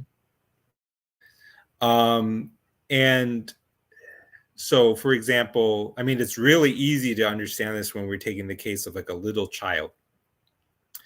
We tend to not judge little children negatively when they do something bad, because we understand that they were not capable of higher action. But notice already how there's something condescending in a hopefully not inherently pejorative way, but nonetheless kind of condescending aspect to this form of judgment or non-judgment, a not finding guilty, or not bearing a grudge. But you see, I mean, when we're looking at God sort of from the standpoint of being and of like static perfection and knowing everything, it is hard to escape the sense that he is also looking at us this way, because he knows everything, and to him we're just like, we're even smaller than toddlers. We're like ants and smaller than that. And so, but at the same time, there seems something wrong about that. I mean, and this gets into something what I wanted to say earlier in regard to what Hezi was saying, where it's like the infinite is by its nature in the nature of an approximation. The infinite is not a static value. It's not the last number in an infinite series that I can just grab and plug into a function.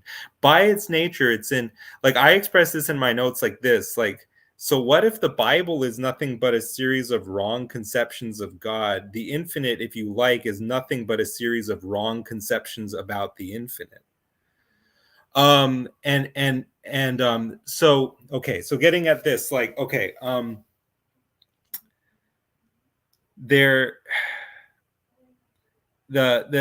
so it's almost like the bad infinite, or making the like to lean too hard into the perspective of being, of like God and his static perfection, knowing everything. It's like as if everything in reality exists at once. That seems like, or like we count to the last number of an infinite series. It's something, some way to like exhaust the infinite in a way that doesn't make sense at the level of verbal logic that we're still at. so it's almost there. Another way is like this. It's like, so God knows the reasons why you did what you did, but as I said earlier, like explanation is a generative process. There's a point where explanation runs out. So is what justifies you, is it in the static reasons for what you did, which sort of arise impersonally, like reality is generated passively, and the reasons are just all there, and God doesn't even have a choice but to find you innocent because your actions are always deterministically excused of necessity just by the nature of the reality that we live in, which is somehow independent of God's self and God's will? Or is it like somehow like this, that God, because he loves you, and for some mysterious reason that is always like more ultimate and retreating, always sees himself in you, discovers his own sort of infinite likeness in you, he keeps wanting to justify you. He keeps wanting to ask, what motivated you to do that, and what motivated you to do that? Because it's like, it's rather than the reasons excusing the person, it's almost like the person excusing the reasons, because it's like you're in my image, aren't you? Everything you do is in some way aimed at me. So, or is in some way aimed at the good. And so there must have been some reason why you chose to do what you did, even that you yourself don't necessarily know. And God is looking for it, like almost like the excuse or the pretext, but it's not the reason, the finite list of enumerated reasons or excuses that it justifies you so much as like the gaze of the one who is looking for it and who is generating reality in the active search. I don't know. See, this is a little bit approximate, but that's one of the things I wanted to get at and talk about in this live stream.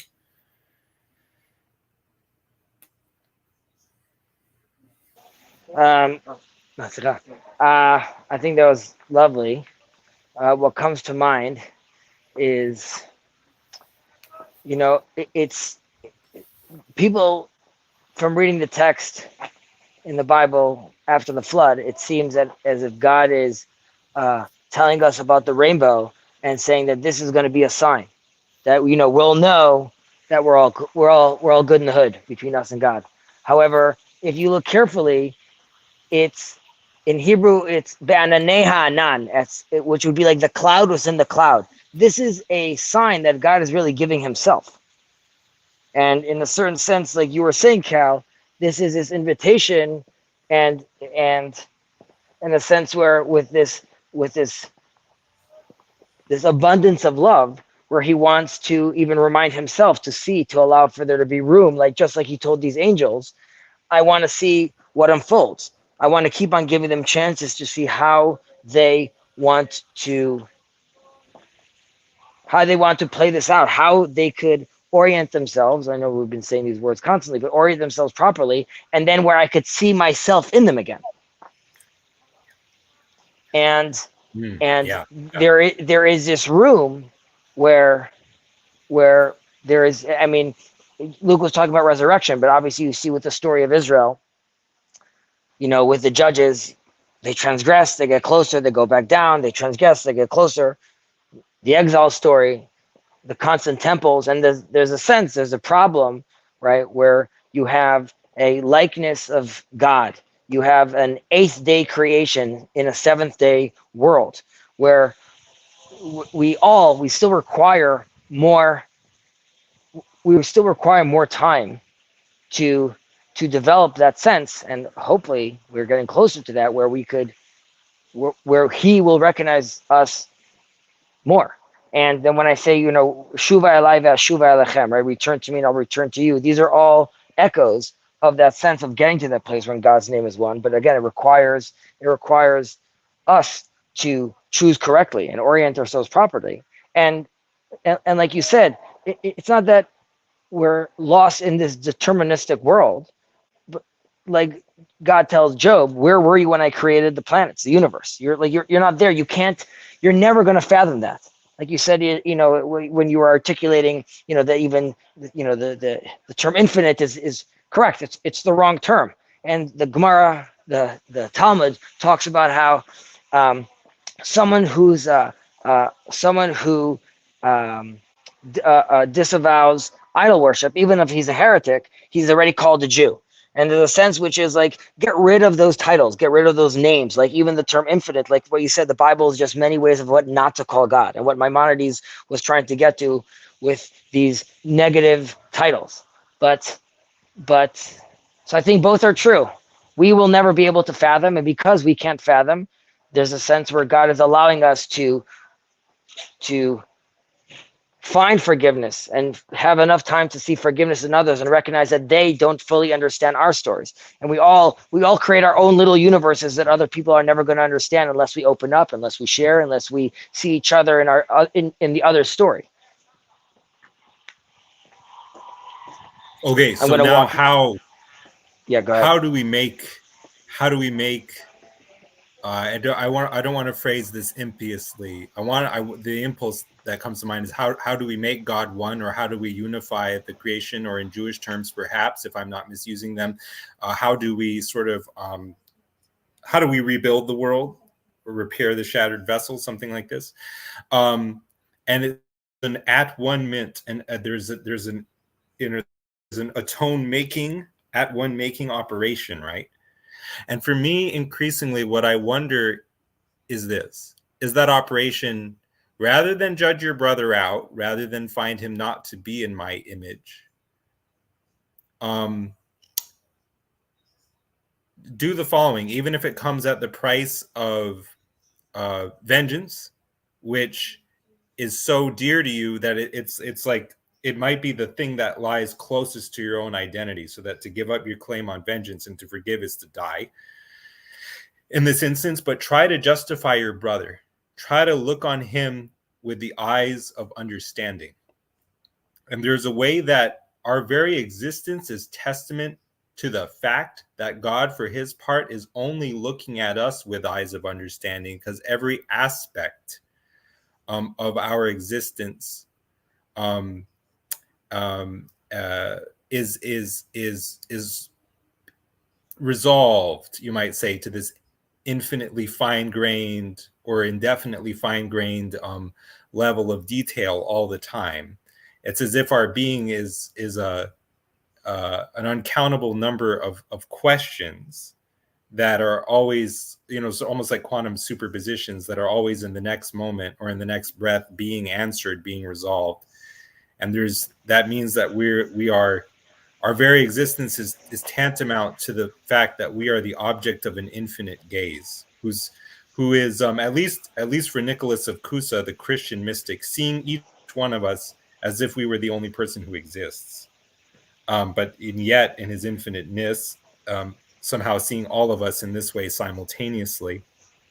And so, but God wants us to be God, and to look on our brother with the same eyes of understanding, rather than to judge. That is to say, to judge negatively, or to judge as not being in the image of God, to see as God sees, and that is to try and understand. And that's going to reach a point where it's like you're killing yourself to do that. But that, I think, at least as I understand Christianity, is the at-one making operation. That is the atonement, which, even as I understand, is an attempt to render the Hebrew concept of like kafar, or the covering of sin, which in my mind makes me think of, again, I kept saying about like what is underlying a distinction. Sometimes you don't know how to conceptually talk about something, whether you should put what is generic at the bottom or at the top. But if we invert it so that the common substrate is now at the top, what is more generic is at the top, that looks like a covering. Love covers a multitude of sins. And it's, again, the love that is trying to understand, not so much in the reasons that are found and that are generated and that run out, and then are regenerated, perhaps, but well, in fact, always because of God, but only because of God's continual will and loving gaze, I would suggest. But in the gaze itself that is looking for the reasons, it is the love that is covering the sin. The will I have to run. I'm sorry, and this is so fascinating, as it's always talking to you, a lovely bunch. I'm just gonna throw this out there, not to derail. Just like what you were talking, I was thinking a lot about the tension of God's conversation with Abraham with regards to Sodom, and God's conversation with Abraham with regards to Isaac and that whole scene. But to be discussed. Have a great day, guys. Thank you, Hezi. Have a great day. God bless.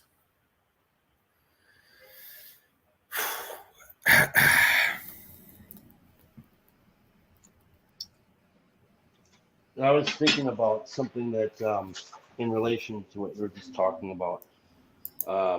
There was a dude who was on the meaning code who was talking about life is a song or something. I can't remember the title of the video, but he talked about making these models, like basically in a simulation, and the models will basically run on their own, but the model itself can never actually know the creator of the model. And even if you were to tell it what the creator was, in other words, even if you were able to describe yourself to it, it wouldn't know, it wouldn't comprehend. And I think that's kind of a lot of, I mean, this is so elementary, but it's a lot of what we're dealing with here. I mean, even if you tell your children, if you spend the rest of your life trying to explain to your child who you were before they were conceived, even, you would fall short, and they would still have an image in their mind of the father that you are. And even my father, I think about him, he's super flawed, but I don't, in some sense, see that. I don't know what I'm trying to get at here, but yeah, I gotta cut some tile. There's that question of like, does the AI inhabit some kind of reality that is hermetically sealed off from ours, such that no kind of like true or authentic translation of like a phenomenon from our side, to its side is possible. It would be akin to like some have likened theosis to God pulling his characters, God the novelist pulling his fictional characters into the world of the author. So it would at least, but what I'm saying is, I'm citing this as an example of what is seemingly not possible with AI.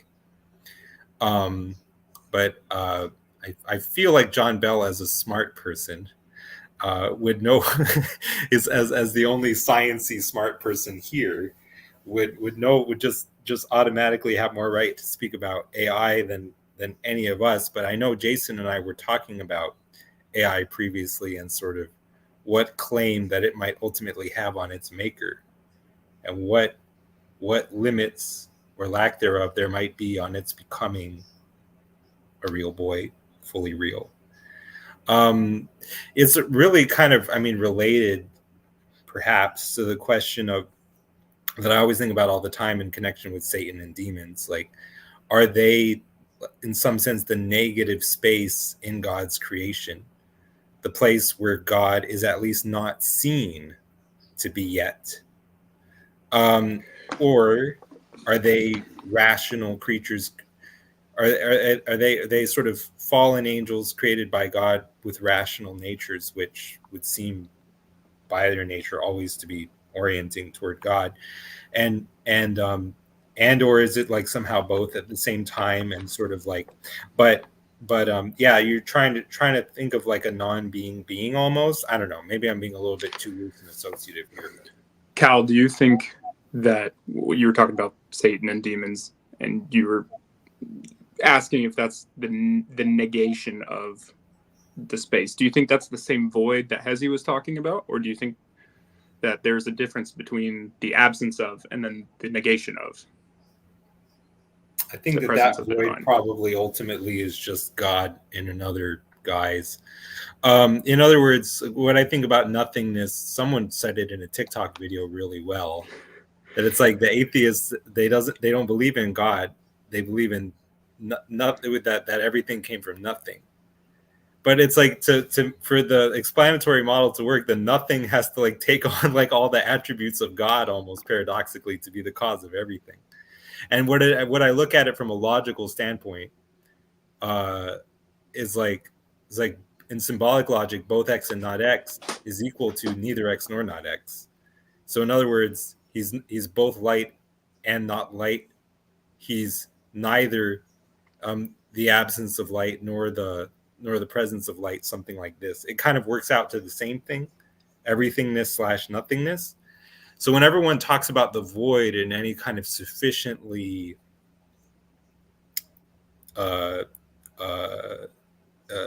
like kind of void-like way, that makes me think that it's pushing the limit into God territory just from like another direction. Because, you know, I used to wonder to what extent is this all even reconcilable with like a personal conception of God, and it's to make God a kind of a nothing or a force or a like a principle. But then I kind of, when I was looking for my own essence, it seems like any essence that I have is ultimately a kind of similarly like an essence of no essence, a kind of nothingness. And it's like, does that make me not a person? In some sense, what it makes me more is like the limit of personhood, which is also what God is. And anyway, so you see, I don't know, sometimes it's just like it's I think you can appreciate what I'm talking about. It's just you go from different lines of approach or different angles, and always you keep arriving at the same idea.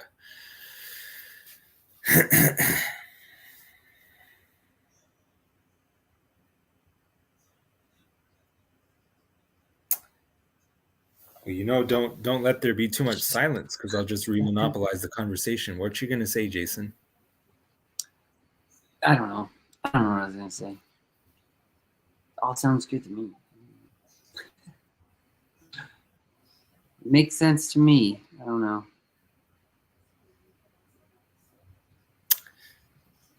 Yeah. I want to try to make. Sorry, what were you gonna say? It wasn't important. It was something to say if no one else was going to say anything. No, well, I guess I have one question that kind of goes back to earlier a little bit. The last time I was saying stuff about God judging himself and it relating to he who does not forgive won't be forgiven by their Father. And then you asked me a question, John, and Hezi said the same thing. He almost repeated you, and I didn't really pick up on what you guys were asking me.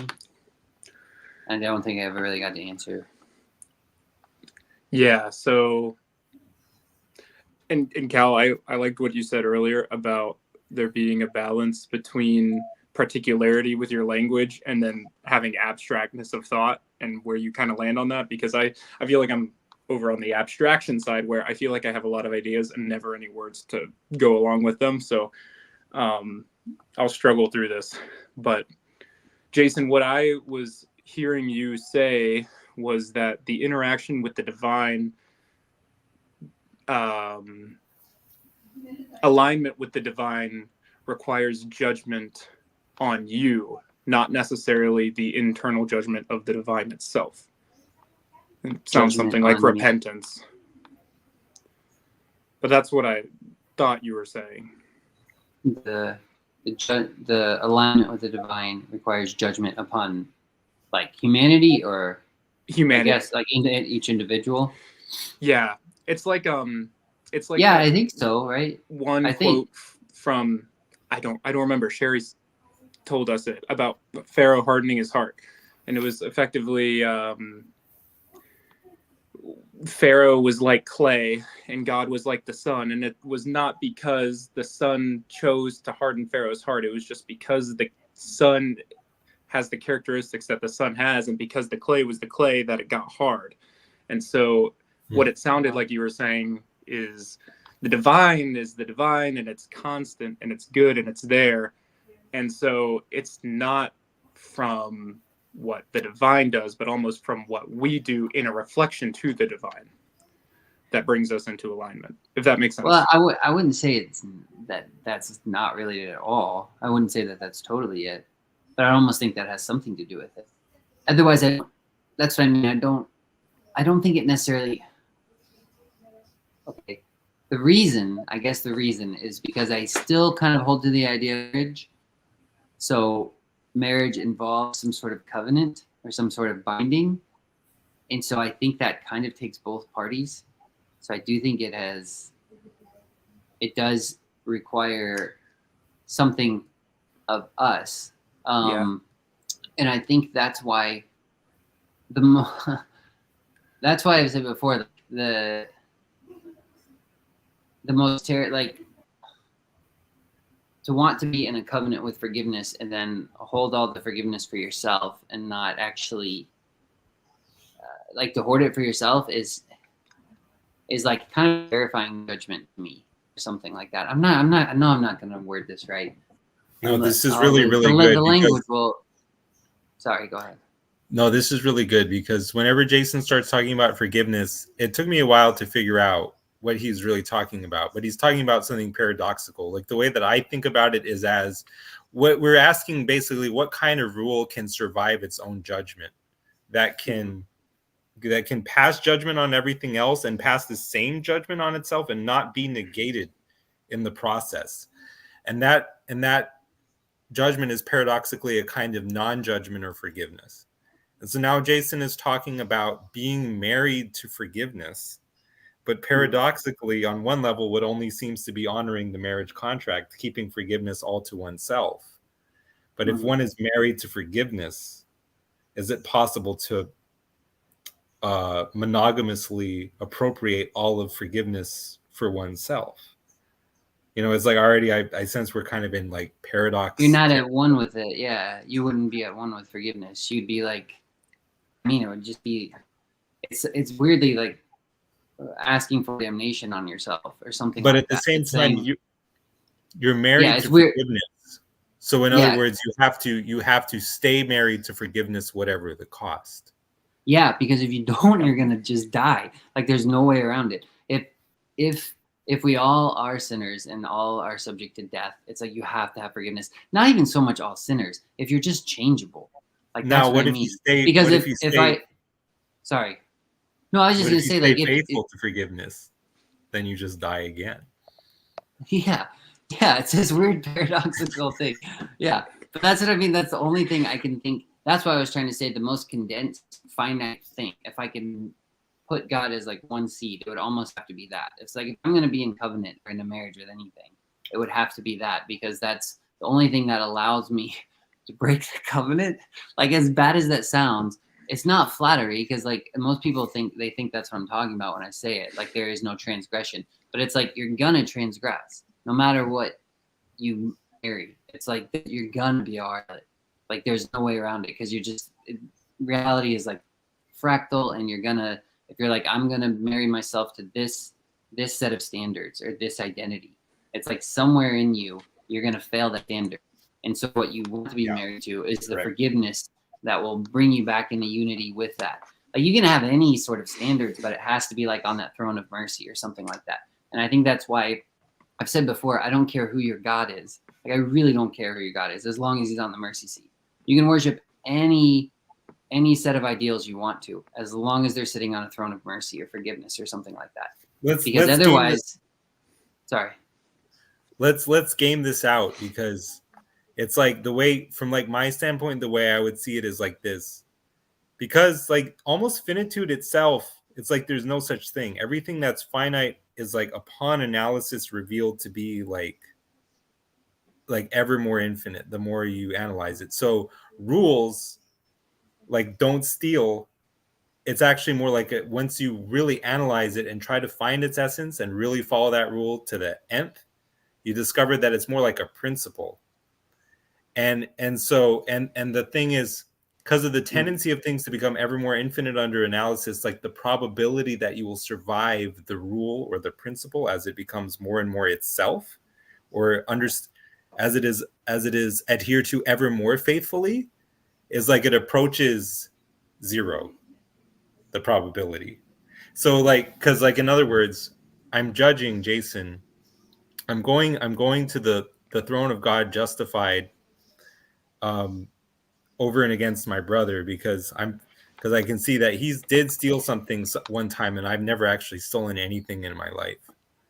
But then like the rule gets kind of interpreted more scrutinizingly. Well, like, were you ever slacking off at work? Is that stealing from your employer? Something like that. It's like, oh, it got me. So it's like something like this, like, yeah. Well, Cal, I think what you're describing in layman's terms is the cyclic nature of the walk of a Christian, where you know God, and because you know God, the more you realize that you need God, and so you know God more, and it spirals out, right? As the other becomes more infinite, your lack of also becomes infinite. And if you're married to that, and if it's forgiveness, then that's a perfect match. Do you think Christianity scares people because they have a sense about Christianity that is trying to make the distinction or the judgment the ultimate or last reality? Like, here's a way I found it very interestingly worded in a meme. The meme is quoting some one of Paul's letters, where it's like, love does not judge, and it does not keep any record of wrongs. And then it's talking about the great white throne judgment, which is a judgment that comes from having kept an exhaustive record of wrongs. And so, in other words, when a lot of people think of Christianity, they think of the judgment as being final, in the sense of the great white throne judgment, and not of Paul's words. And I, for my part, have tried hermeneutical ways to hold both of those together in a hermeneutics of God's permissive and positive wills, which I spoke more about in other places at other times. But I mean, if anyone needs me to get into it again, I can. But just so I can be understood. But you know, I'm just wondering, because when I don't know, like, do you, because I almost feel like, as I try to understand what it means to follow in Jesus' footsteps, it's like he's telling me, don't even just be following in my footsteps. You have to try to be me. And he's also saying that to be me, what that's going to require is you got to stop judging, and you got to start trying to understand. And you're going to pay the price for that very heavily, both for the one whom you are trying to forgive and those who are watching you trying to forgive someone who's not worthy of forgiveness. You're going to actually catch it from both sides. And at the moment when you're supposed to, you know, courage is not merely one of the virtues, but is the form of every virtue at the proving point. At that moment, when you're resolved to do that, like Peter, you might find that your courage deserts you. So in that sense, you betray yourself, or you crucify yourself. But he's telling me that, and but no, oh, go ahead. That's just looking so much less like conventional Christianity that I just feel like calling myself a heretic all the time. So other Christians don't get the wrong idea about me. Yeah. So I don't know. I just wanted to ask you if you had that sense of like, put it another way, it's like people, if they're in the image of God, they're seeking God in everything that they do, even if it's on subterranean or subconscious way. And, you know, as the highest good of which they can presently conceive, essentially.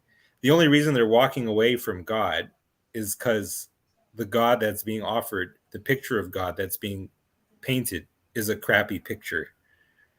Everyone is really seeking God as the ultimate end of thought and action that they purpose.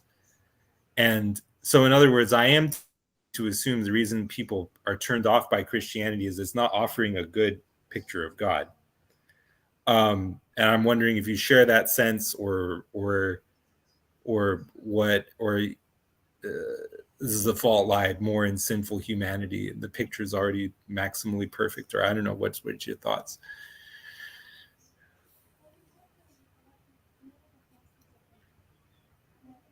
Jason, what do you think? So the question was if I think people are falling, like kind of turning away from Christianity because they think it's more of a judgment thing. Is that the?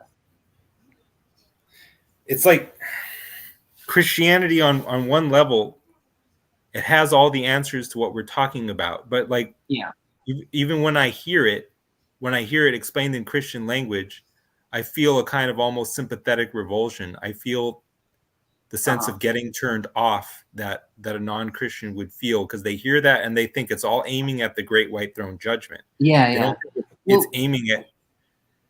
Here's another thing too, is I feel like that is one side of it, and then you have another side of people that get turned off when it isn't aiming at that great white throne. That is correct. Because it feels because it feels to them that the reason is because it feels to them that things feel a little bit nihilistic or meaningless. Because if everything is God, then nothing is God, as if God were not infinite. But I'm saying, see, the ones want to find the distinction and the others want to find the integration. And I'm saying that actually the truth lies more in the ones who want to find the integration, and it's not in the direction of trying to make the distinction ultimate. Yeah. So, well, my question that I was going to ask Jesus was he came across as a liberal theologian or a liberal rabbi in his time. I think there might be a reason for that. Yeah. When you were trying to when you're seeking to understand somebody and seeking to love them, is there hidden within that judgment, implicit judgment? Like, not only, I guess it would be, to me in my head, and there might be judgments hidden within that, because when you're seeking to understand why somebody did what they did, there's almost somewhere that I feel like there's somewhere hidden in there that you at least have a perception that either they've transgressed or you've been hurt or something's been broken. So that seems to be like there's some sort of judgment 100%. There, but there's like a judgment, almost like you're judging them or trying to judge them in a good way, trying to justify them, but you're almost judging yourself too. Like you're seeking to understand them. I don't know, I've never really thought about this before. At the very least, you're bringing death upon yourself. I mean, or condemning yourself to death if you're really just trying to exonerate them at any cost, because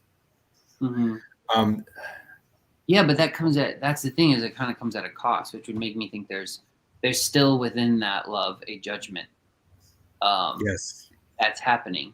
So yes, I see. And so what you're saying is that Christianity or conventional Christianity is trying to hang on to the law, or that in virtue of which that kind of distinction or judgment is rendered. Yeah, without which there is not the forgiveness.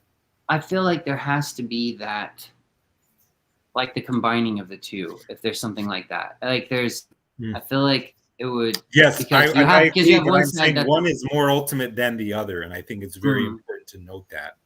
That is to say, the unity is more ultimate or more fundamental than the distinction. And that's kind of why I lean more toward the pantheism than the panentheism, because it's like panentheism is trying to balance God's immanence and his transcendence. But in the equation, I see the transcendence as standing in for the distinction, or vice versa, and the immanence as equating with the unity or the integration. But when in the conceptual order of things, I see the integration or unity as being more fundamental, more generic than the distinction. Okay, yeah. So here's like when you said the Great White Throne more judgment, like God, more ultimate, more like the ultimate reality. Yeah. So there's this book with all the record of wrongs, right? And so that exists in the Great White Throne judgment. And then there's this other the love, or called the live by, keeps no record of wrongs. So my thought would be is there's other parts where Paul says, what is it? Is it Philemon? There's one part where he says, if he has harmed you in any way, put it in my account. So to me, that would be maybe the Christian response, is say, I have this book of wrongs. There's a debt that has to be paid, put it to my account. Like, it's kind of the same thing. I could wish myself a curse from Christ for my brethren in the flesh, which is just paradoxical anyway. But like, that would be, I think the Christian response is like, there is a weird judgment that still happens, but like you're saying, it is taken upon by the one who's following Christ into that. Forgive them, they don't know Yes, what they in do. my- And you can't really have the forgive them, Lord, they don't know what they do if you don't have the book of the wrongs. But then within that book of wrongs is like transformed into the book of life or something like that. Wow. Right. That seems to me what's going on. And I don't, that's what should go on. That's what should happen. I'm trying to think if there's other examples of that in the scriptures. I don't know that there are, but I think, I don't know. It just seems like that's what I mean. I feel like you have to have both. You have to have, because there's two, like I said, there's two sides of these people where one, it's like, if there's no judgment at all, then everything's just meaningless. Why are we doing this? And then there's other people like, well, if there's judgment, then, it's going to consume us all. And it's like, I think it's like there has to be both. Like you have the most extreme judgments, but it's like, who's gonna bear them? It's like, for all day long, wears sheep to the slaughter. I mean, that's what I like. If you really pay attention to the language, it just gets weird in the Bible. Like God's gonna have a bride who's spotless and blameless and without any blemish, and it's like that's what they describe the sacrificial lamb as. It's like that's your calling, is to bear the sins, like as heretical as that sounds. Like you can die for someone else's sins. Like that shouldn't be an absurd thing to a Christian. Like you could and should die for someone else's sins. That's what it means to be God. Yeah. And so when you get that book of wrongs, this book of transgressions, you swallow it like Ezekiel did. And you just, or something like that. I don't know. You just forgive them, Lord, they don't know what they do. I think that's the only way it transforms into life. I mean, I could be wrong. I'm just like kind of shooting from the hip here. I don't really know. There's like, not all, I mean, how I put it in my kind of amateur theologian terms, amateur musician terms, it's like not all reality exists at once. So if you're looking for, let's say, the exonerating, if you're minded to exonerate and you're looking for the explanation, you're trying to, and it's like to generate the next layer of explanation, it's like there's a sacrifice that it has to be paid, and that sacrifice is, in the end, is nothing more and nothing less than just the bestowal of your attention. Mm-hmm. Am I breaking up? Ultimately, to me, the atonement works out to being pretty much the same thing as attention, just as the condition, if you like, in which we live and move and have our being is God's attention on a kind of metaphysical level. In other words, to give someone your attention is a more profound way of saying that you love them than saying that you love them. And that's like that's where the level of the sacrifice is happening, and bringing the sacrifice of love that brings the next layer of reality into being. That is represented by paying for someone else's sin. That's like is ultimately a sacrifice of one's attention. But I've also thought for a long time, for many different converging lines of reasoning, that the object of one's attention bears description as one's identity. So to sacrifice one's attention / what is in one's attention is like, it works out to being a sacrifice of oneself, or a self-negation. Even if you like a tzimtzum, a God retreating in order to allow otherness to be.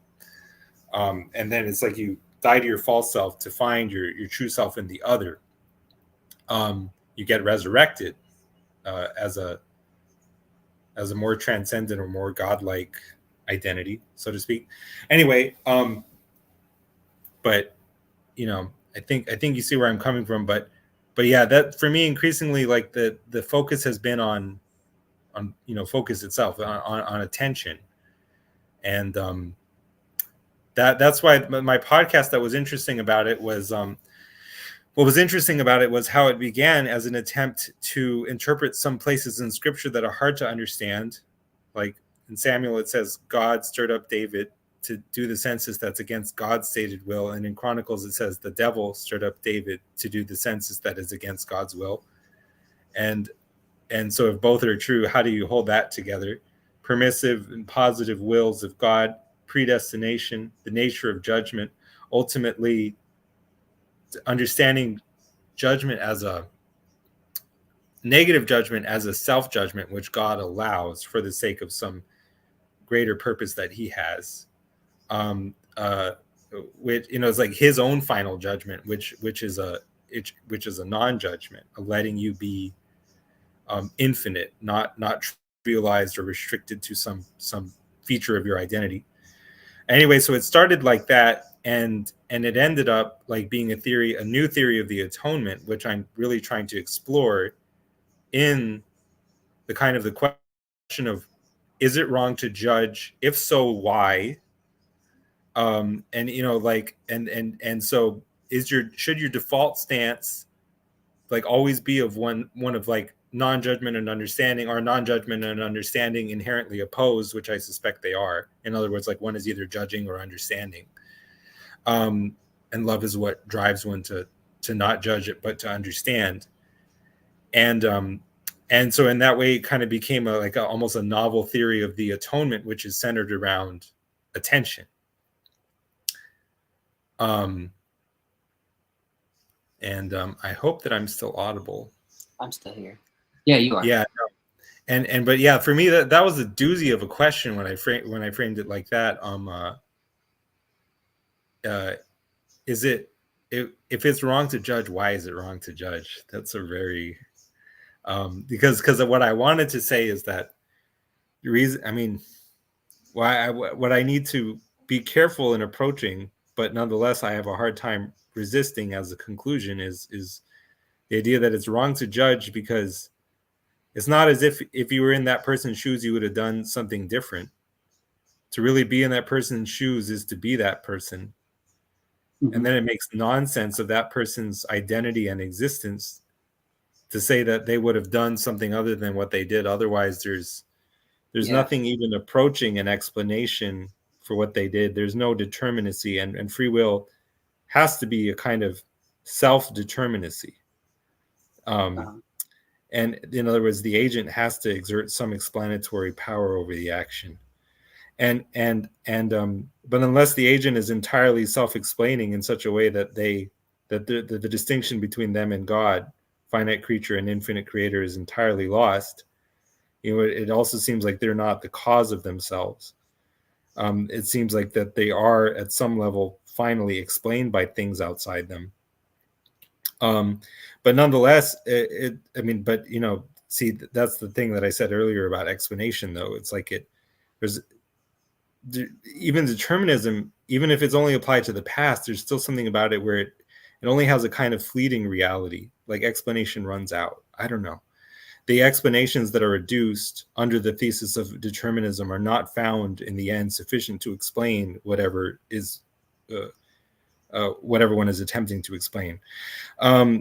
But, you know, I mean, I've had the intuition increasingly now for a while that even God in your shoes would not have done different than what you did. But he is, on the contrary, you are what God did under all those conditions that made you, that he's the essence of your identity. He's more you than you, so to speak. It's hard to escape that sense. And so in other words, if you're judging that person, then it's like you're judging God almost. Yeah, I think so. I really, because honestly, what I was thinking about while you were talking too was the just when you were saying if it's wrong to like talking about judging someone else. Well, two things came to mind. First one is it was where it says be merciful as your Father in heaven is merciful. Yeah. And so but like having mercy on someone is actually having a judgment on them. That is passing a judgment. I think people don't see that. Like, because you can, I mean, if you're the judge, you can either give life or death, and it's like choose life, you know, and that's mercy. There's a weird way, like, where I'm still kind of resistant to that a little bit, because I'm just like, sure. I feel like I'm going to settle in it and I'm not going to see my blind spots. So that's why I'm like, but the other thing that came to mind was like when you were talking about the judging someone is Pilate, when he asks Christ, and Christ is standing before him and he says, what is and he says, "What truth?" And then immediately after that, he repeats it 3 times. He says, "I find no fault in him at all. I find no fault in him at all." And that's what I've kind of to settle on truth is now. Is that's what the truth is I find no fault in him at all. Every time you look at someone else, but it's even when Pilate's judging Christ, one thing that always stood out to me is they tell him at first he's just brought a man before him and he just sees a man, and then someone tells Pilate, "Oh wait, no, this man claims to be the Son of God," and then it says Pilate feared all the more or something like that. Like he actually took that seriously or something. It's like, so everybody you're getting. So I think that's kind of what we're all supposed to do. Every single person you're going to pass judgment on is God, at least the Son of God. But in a way, like you're talking about, is God. And you can't escape that. And you at least have to judge with that fear. Like I'm judging God at this moment. And then. That's amazing. Yeah. I never connected that. But it's so obvious in retrospect. That I find no fault in this man. It's like that in terms of which you pass judgment, that good that you find others either meeting the standards of or lacking, failing to meet the standards of. That light of your eye is in some sense also your own identity.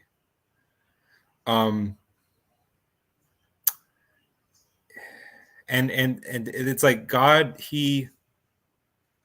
his identity is so infinite that he cannot fail to see himself in any. It's like it seems to me whatever God looks at is God. And so like for him to find fault in this man would be for him to not see himself in that man, or like, I'm not explaining this very well, but this is a part where we really, I would do well to get my to kind of get my terminology and my premises and everything kind of more neatly squared up. But I'm in agreement with you. It's something about the action of being God is in seeing God. Good. Yeah. Because there's a way. So God is, or at least one way to think of God is like the Almighty Judge, right? He's the judge of all the earth. He whose conception of himself is so infinite that he always sees himself in whatever thing or person is being discussed. And so in that sense, he always exonerates, does not judge that person out of the image. Yeah. His image is infinite, is wide enough to accommodate whomever, so to speak. Mm-hmm. But yeah, this is, from a certain standpoint, at least, it just looks like it's completely erasing the distinction between holiness and sin. And it gets, the longer I talk about it, the more I'm going to talk about it badly because I'm going to fatigue and lose my faculties. But there's something like there's a divide between what is divided and undivided almost. And on one side of it, there's division, and on the other side, there's not. The erasure of distinctions, it exists on only one side of the divide. Anyway, maybe we should cut it out here because I'm just losing steam, man. It's too hard. It's too hard to keep talking about it accurately. Yeah, we've been going for a while. Pick it back up later. So I can end it here. Ready? All right. Yeah. I mean, we can cut it out once the God talk is done. All right. There you go. 2. All right.